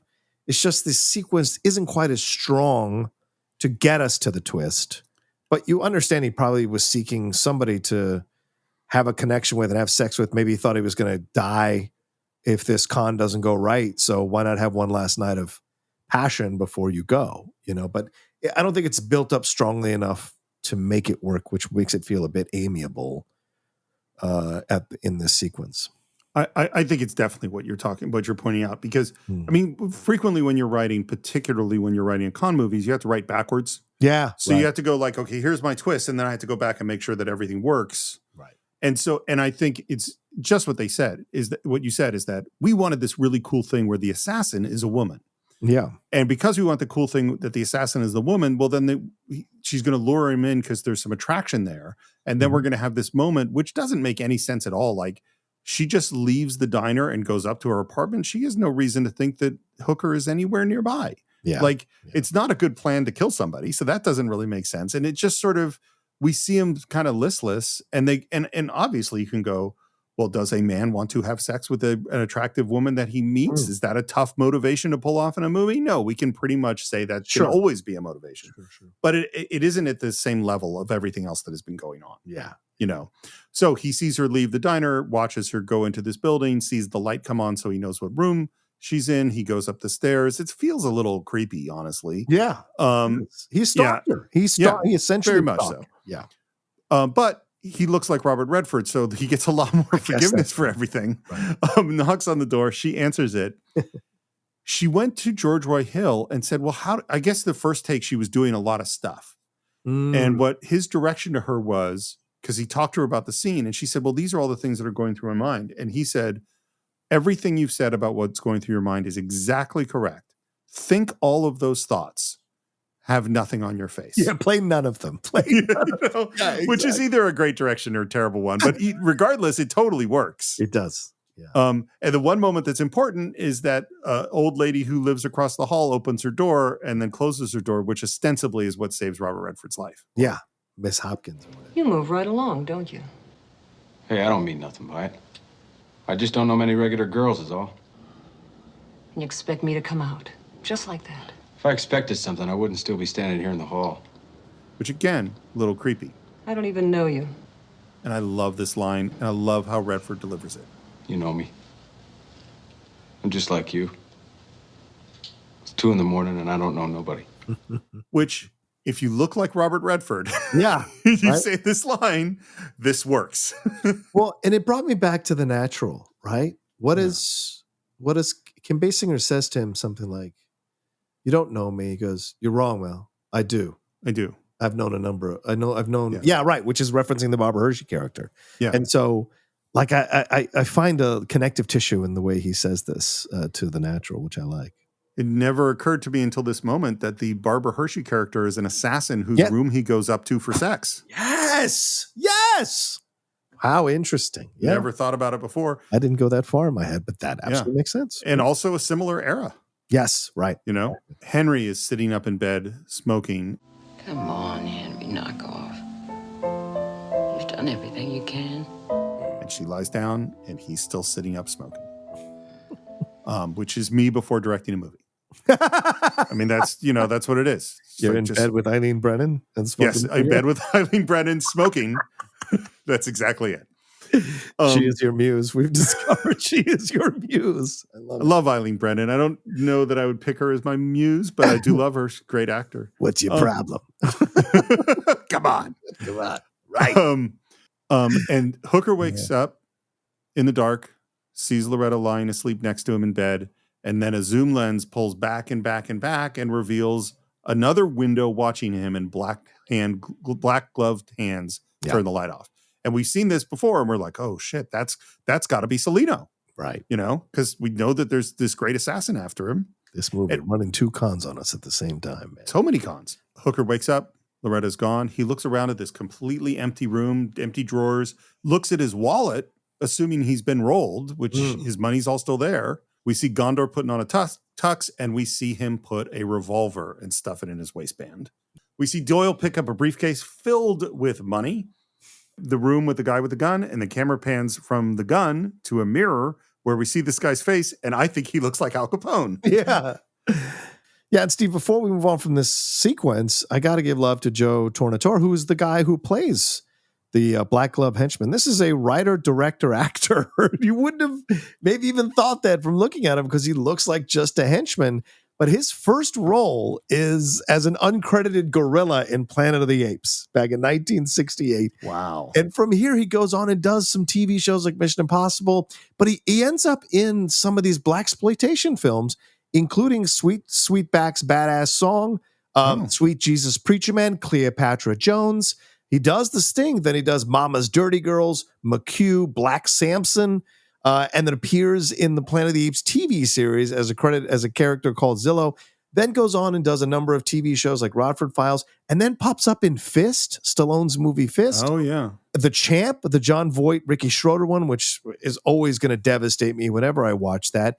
He had a recurring role, a main role in the Gangster Chronicles, which a lot of people don't remember in the early 80s was a show like that, their version of gangsters and what happened in that time. So that was a big thing for him, but then eventually started doing all these 80s shows like TJ Hooker and The Fall Guy, the new Mike Hammer, and then eventually kind of fell off from stuff right around the mid-90s, but had a nice run here. Was in Big Trouble in Little China as well, but had a nice run for a little while as a writer, director, and actor in a number of projects. But because he's got a striking face, striking energy, and a striking presence for sure.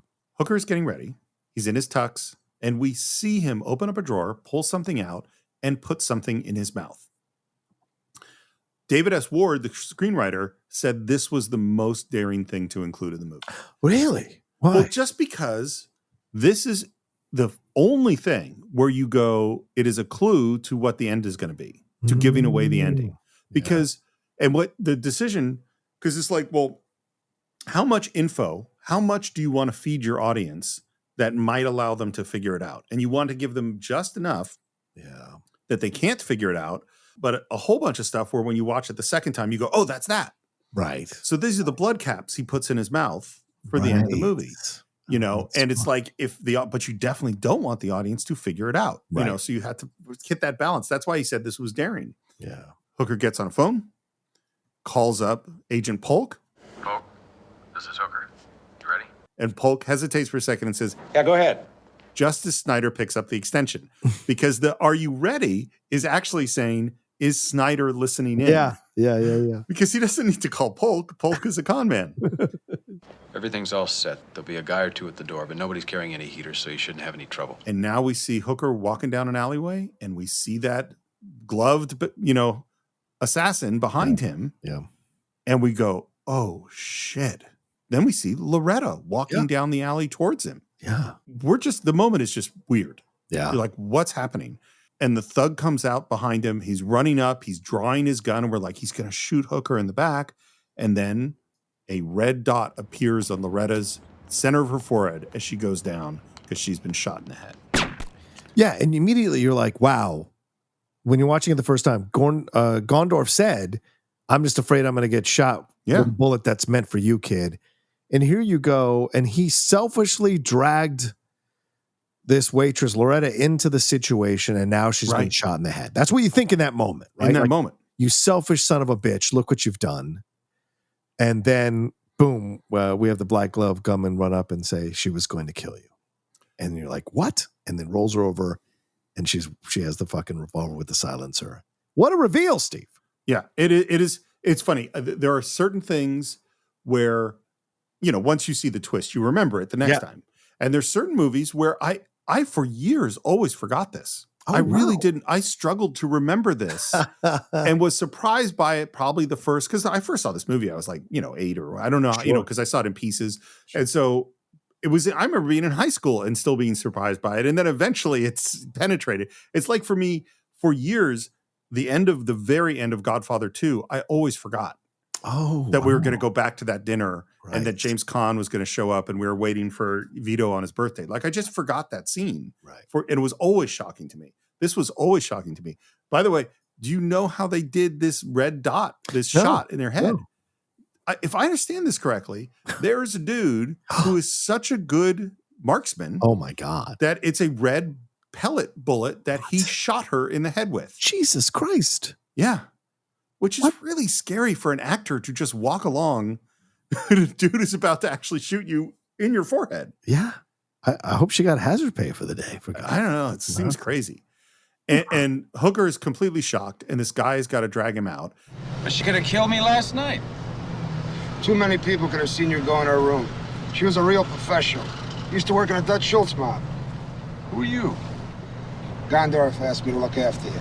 So here's what I think has happened, and tell me if this is how you read it as well. Okay. So what I think happened was Hooker told Gondorf about Snyder, and then Gondorf is asking me anything else, and he hasn't told him about the guy who tried to kill him Right. And then I don't think that Hooker told him anything else about Lonnigan people, like the thing in the bathroom or anything else after that. And Gondorf smartly went, I think someone is still after him. I'm going to get one of my guys to watch out for him without telling Hooker. Is that what you think is happening behind the scenes? Yes. Yeah. So the level of guilt that Hooker has to feel at this moment. Yeah. Right. I lied to Gondorf this whole time and he still set up, and then I was still stupid and slept with this person that could have killed me. And he still was cool enough to get this guy to protect me. Yep. Yeah. Yep.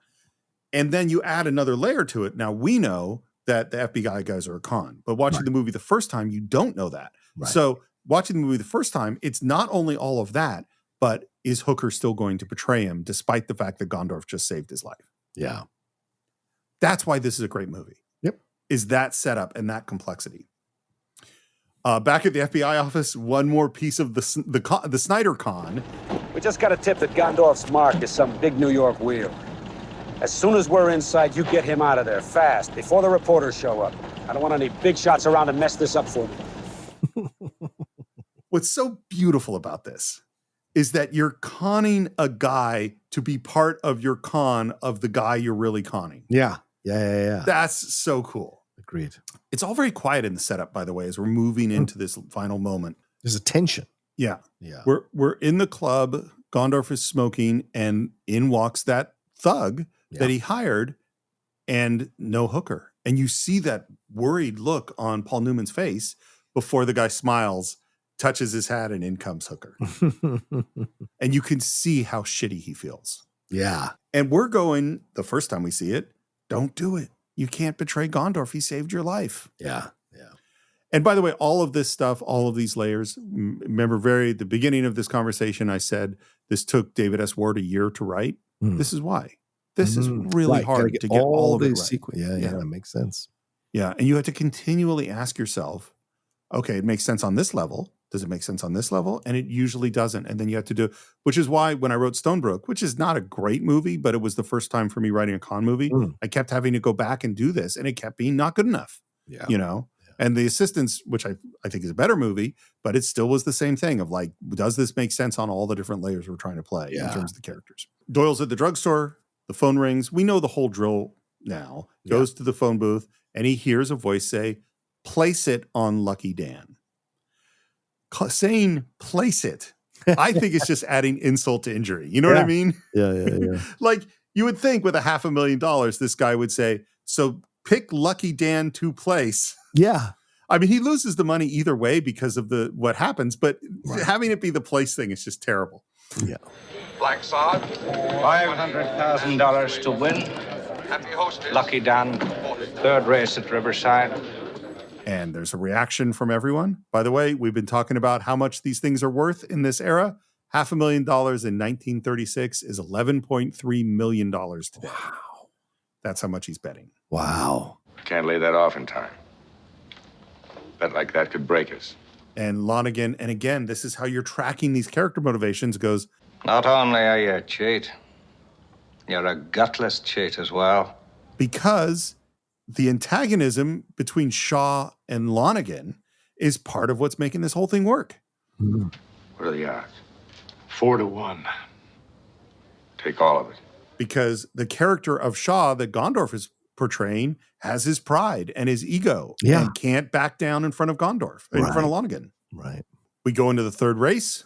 He sits down next to Kid Erie, who immediately leaves.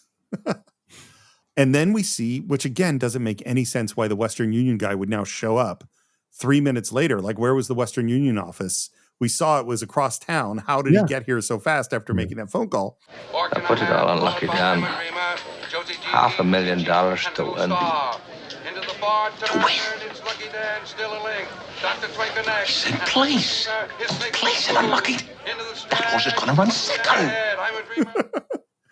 And he jumps up. He tries to get his money back, but the race has already started. And just as he's screaming to give me back my $500,000, the door bursts open. In comes the FBI, followed by Snyder. All right, everybody, FBI. Don't anybody try to leave. And we're going like, holy shit, what's happening? And there we see Redford and Newman both have their hands out right next to each other. Hello, Henry. It's been a long time, but it's over. Then, in the cruelest moment possible, turns to Redford and says, "Okay, kid, you can go." And there's a look from Hooker looking just abashed and embarrassed and ashamed. I mean, this guy just saved his life and he betrayed him right then he's sending him to jail. I mean, it's just, we feel horrible and we're angry and we're upset, and Hooker sheepishly starts to walk away. And when the FBI is watching, Henry Gondorf reaches down into his waistband, pulls his revolver, and shoots Johnny Hooker in the back.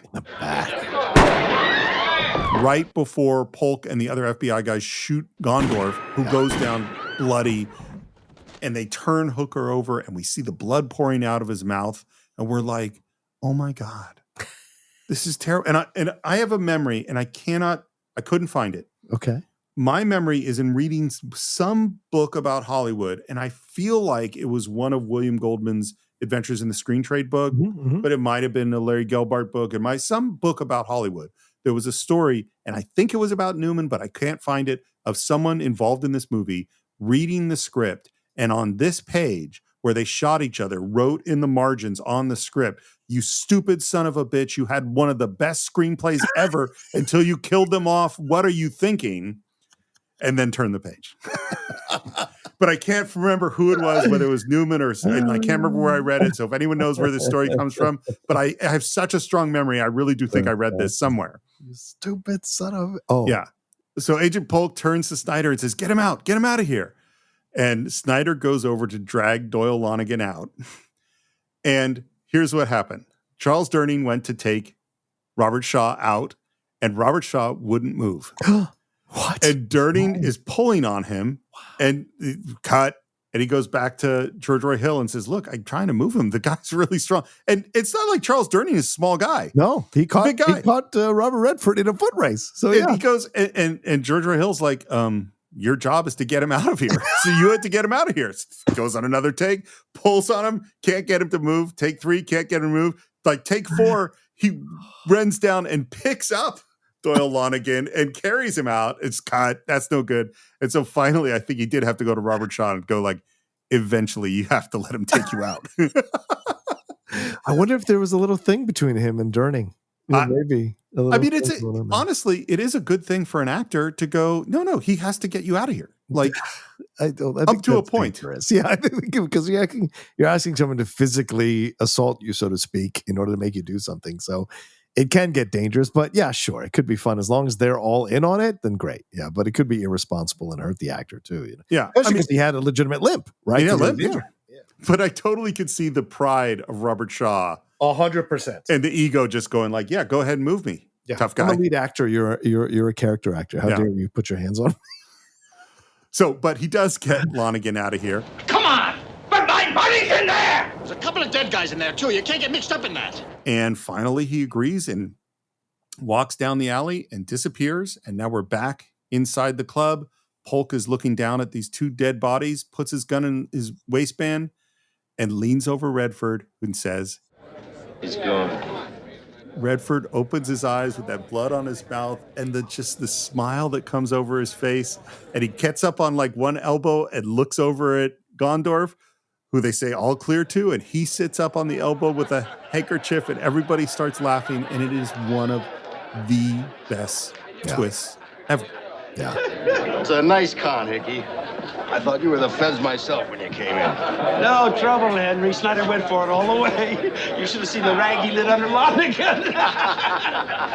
And now you get to, and this is what's so great. This is why it's a movie that you get to watch again. And now you get to watch again and see how all the pieces came together to get you to this point. Yep, 100%. Well, kid, you beat him.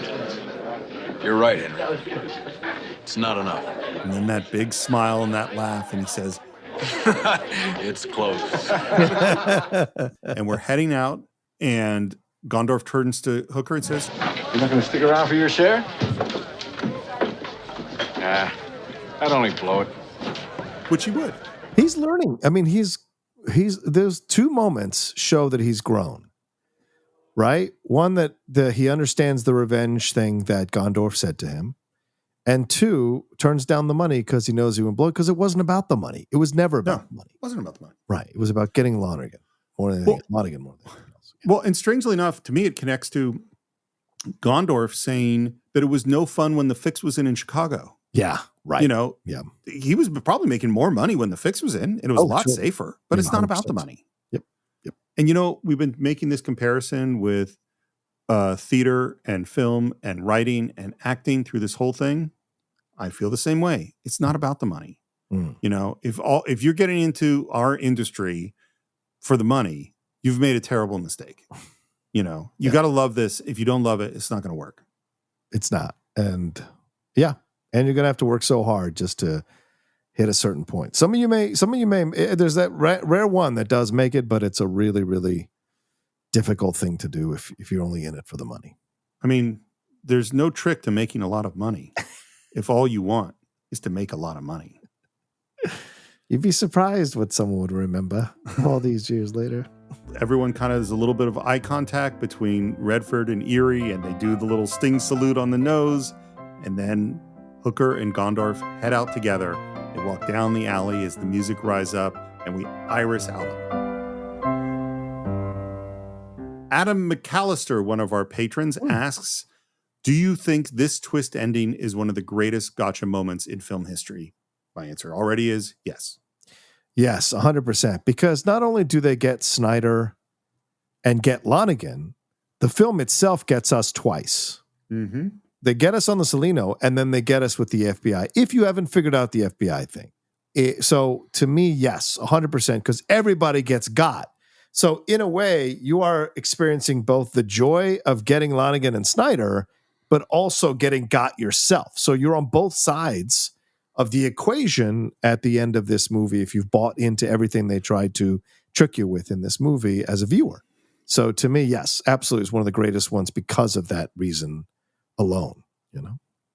And I don't think you can ever... There are certain things, we can have great twists, but you can't go back to being a film lover before The Sting and see Ocean's 11 and have the same... Because when you're watching Ocean's 11... even if it fools you, and I love the twist at the end with the safe and how that all is done is great. But you're also going, I bet there's a twist. Yeah, of course. Yeah, you know, because I've already seen this thing. Yeah. You know, apparently from everything I heard, everyone had fun making this movie. And one of the things that Newman said, which I really like and I think is important, I've said many times that while I totally admire many asshole directors who are mean and cruel and dictatorial, I don't like that. And it sounds what Newman said about George Roy Hill is that he could be autocratic, but it was always in support of everyone doing their best work. Right. You know, is that part of what allowed them all to have fun was that the director knew what he wanted. Yeah.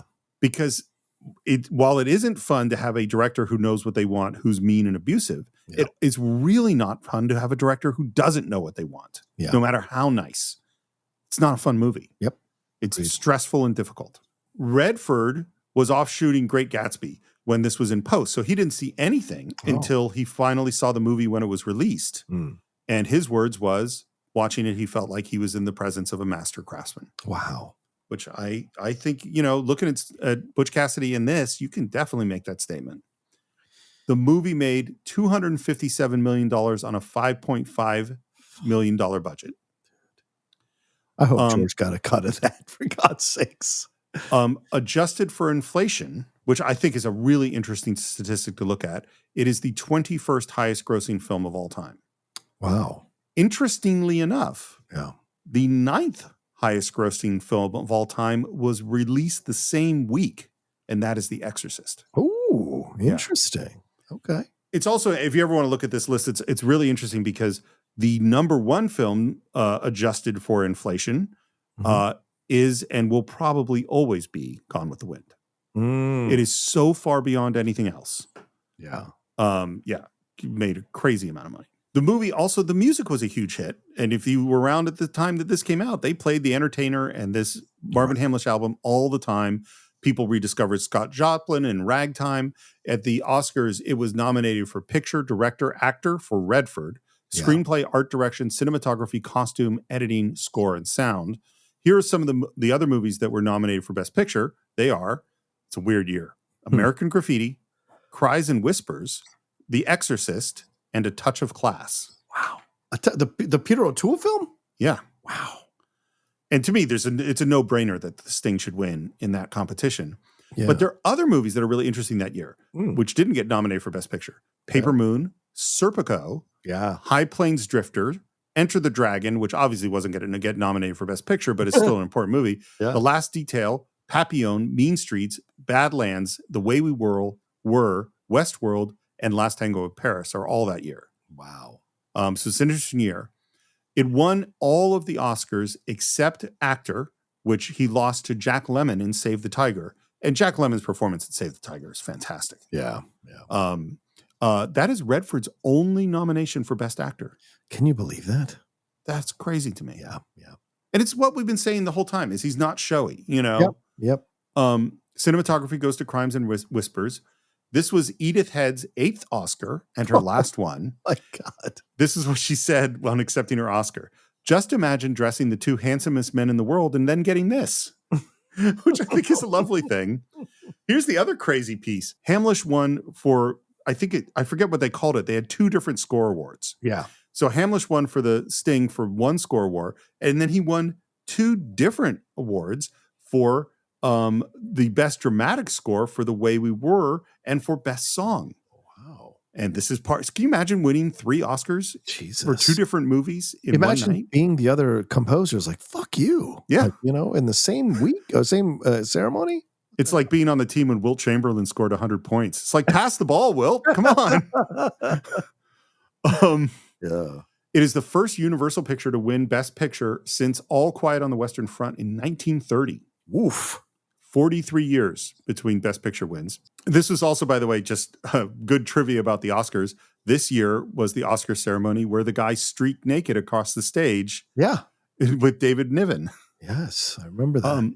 This is also, we had to point out, Zanuck and Brown, who are studio heads, producers of this, they're killing it because they made American Graffiti this year. The next year is Jaws, and then we have Smokey and the Bandit, and they made a lot of money in the 70s. One other thing is that you remember I mentioned that a lot of this was based or came out of research from a book by a guy named David Maurer about con artists. Yeah. He sued Universal, who settled for plagiarism, and they settled for $600,000, which they paid him. Wow. And which pissed off David S. Ward because he felt it implied that he was guilty, which he didn't feel that he was. Damn. One more question from one of our patrons, Michael Gulick, who says, I'm not saying this should be remade, but do you think there would be a modern acting duo who could pull off a Sting-style movie, a more experienced con training a rookie? It never works. If you're trying to redo the Sting, it'll never work. Like Clooney, I just said earlier, Clooney and Pitt are the closest you'll ever find, and we already saw it 3 times, if you count that terrible Ocean's 12 film. Ocean's 11, Ocean's 13 were fantastic, fun con films. Of course, they have more in common with the Rat Pack than they do Redford and Newman, but I think it'd be very difficult to do it, and I don't know if you'd have the actors to do that kind of magical thing that this film does. Sometimes a film exists in its own vacuum or bubble or plane of existence because of all the magical elements that came together at the time.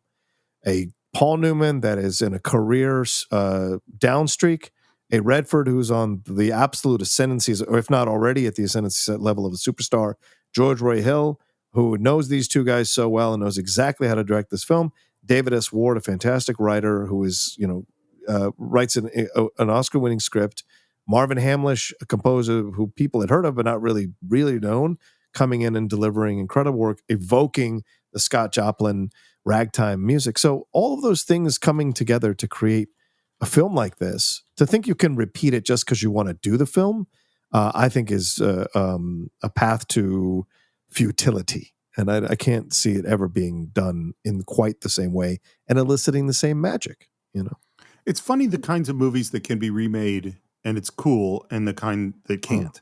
Like I remember when we went on a dude night going to see the RoboCop remake, I still believe RoboCop is a movie that could be remade and would be great. Yes. Because thematically it's so it's so present today and all these new things you could talk about using 100%. that idea. Yeah. On a Sting, as he said in his question, a Sting style movie, like having a con artist movie with an older character and a younger character, I'll tell you who I came up with. Okay. Which is, I came up with the two Furiosas, Anna Taylor-Joy and Charlize Theron as the older character, two actors who I really, really, really like. And it would be interesting to see them as a pair. That could be true. Ocean's 8 obviously had elements of that with Sandra and Cate Blanchett. So, and the crew that they had. But yeah, that's actually an interesting point to see it go that way. Although I think Anya's getting a little past that, young ingenue stage. At this point, I think she's almost 30. So is Redford.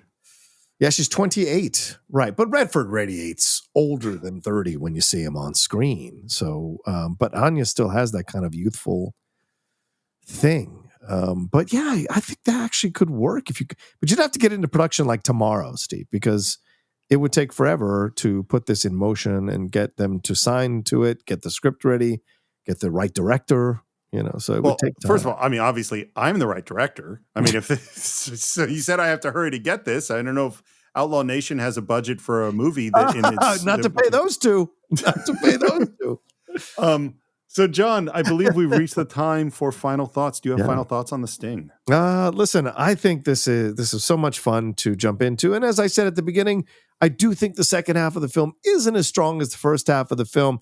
It meanders in a couple spots, but it also starts to get like a lot that's going on here and keep track of everything, which usually isn't bad, but it does feel a little bit like you're asking for the marks to buy into this stuff a bit much. But that being said, it is so well constructed. It is so well built. The dialogue is fantastic throughout the whole movie. The performances here are thrown there. I mean, not just Redford and Newman, all the great character actors that we highlighted throughout our conversation over these two parts of this movie are essential to give the film a believability and a period piece believability that is important for all of us who are watching the film to buy into what's going on. And, revisiting Robert Shaw again, who, again, just like Robert Redford in a different way, never quite got the credit as an actor that he deserved other than Quint. And yet he's been a part of so many fantastic films, so many fantastic performances, but never quite revered in the same breath as other actors, even other actors from his own home country. And I think that's a shame, but it's nice to see him be a part of this film. And a young Charles Durning who's about to enter into his own run of fantastic performances as an actor. And of course, Redford and Newman and the chemistry between those guys, which is just magic. And I think the ending of the film is a perfect ending in terms of the slow circle into fade out, because we're never going to see Redford and Newman again on screen as in a movie. And I think that's just genius, just absolute genius to end it that way. And we're left with what could have been, which makes it all the more magical. So George Roy Hill has directed a masterpiece of a movie. And I think, as Steve has said it numerous times throughout these two episodes, if you're looking to be a director and you're not studying films like this to understand how difficult it is to create a film like this and to pull it off as effectively as he did, you're doing yourself a disservice. And so it was great for us to revisit this one, Steve. And thanks to our advisory board who suggested it, or approved us doing this when we came up with the suggestion. So I'm very, very excited that we did it and enjoyed the film very much. So there's a thing in Hollywood where you've had success and they go, how can we duplicate that success? That is, I would say, the vast majority of Hollywood strategy. Yeah. They see something works and they go, I want to do that. And so either you imitate it, so you have, House of the Dragon and you have Rings of Power, and you go like, okay, we need more of that because people like that. Right. Or you duplicate yourself. So you go, okay, Die Hard is like this. It was a big success. Let's do more Die Hard and have it try to be the same. Yeah. Butch Cassidy and the Sundance Kid is a huge success. They didn't try to duplicate it. They didn't try to do the same thing at all. They're not related in any way. The character, and you go like, oh, Redford and Newman have magic together. Let's reproduce that magic. They didn't. They created different magic. Yeah. They went, and then all of the craftsmanship of George Roy Hill in the filmmaking goes in to do a totally different job. And this is why I've always resisted the idea that the most important, like, people go like, oh, you're John Rocha, you do this. Yeah. And we're going to have you do more of that. Instead of you're a craftsman, you could do lots of stuff. And this shows George Roy Hill, Robert Redford, and Paul Newman, they're all bringing their craft to this new challenge. Yeah. You know, and that's what, so first of all, that makes it really exciting. Second of all, I agree with everything you said. And you could see from, you know, Newman, Shaw, and Redford down through every single character in this movie, everybody is great. Mm-hmm. The set designs are great. The costumes are great. The music is great. All of that stuff is really great.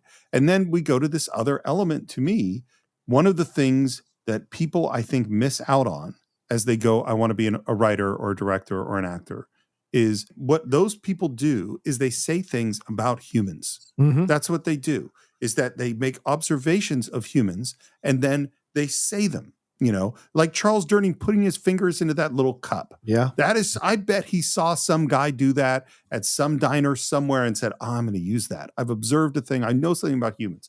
And that to do the Con Artists movie in particular, you really have to understand how humans operate. And most people that come to Hollywood and want to make movies, it's because they want to be a star. And they haven't spent any time figuring out anything about humans and how humans work and how they think and how they breathe and how they live. And even though this is a fun movie, this is a movie that has deep insights into how humans work. And because of that, that's how the cons operate. And that's part of what makes it so fun. And the fact that they know humans is part of what allows them to con us, the audience, because they know what we're bringing, what our hopes and fears are, what we want for the movies. They even know our understanding of how movies work. And they're playing with that by setting up this FBI thing and the possible betrayal of Hooker to Gondorf. And so all of that is just, it is firing on all cylinders. And The Sting, there are movies that we've done on the Cine-Files that I was like, I'll probably watch that again at some point. There are movies we've done on the Cine-Files where I went, I might never watch that one again. I'll be watching this thing again in 5 years. There's no question about it. And maybe I'll even listen to this episode again just to hear if my thoughts have changed about it. But that is what we think of The Sting. Of course, we'd love to hear your thoughts. You can visit us on Facebook. Just do a search for the Cine-Files, Cine_Files on Twitter, the Cine-Files podcast on Instagram. And you can subscribe to the show at all the usual places, including Apple Podcasts, Spotify, and YouTube. On Spotify, you can leave your comments and reviews. On YouTube, leave your comments. On Apple Podcasts, please leave your reviews. They're very important to the show. And right on Apple Podcasts, you can subscribe to our subscription feed, which will give you ad-free versions of the show, as well as our Cine-Files shorts. On patreon.com/thecine-files, you can support the show and get those benefits, as well as other benefits like asking questions like you've heard today, combined versions of the show, and of course, joining our advisory board. You can buy or stream The Sting along with every other movie we've ever reviewed on cinephiles.net. And you can reach me at SR Morris on Twitter and SR Morris1 on Instagram. John, how would people reach you?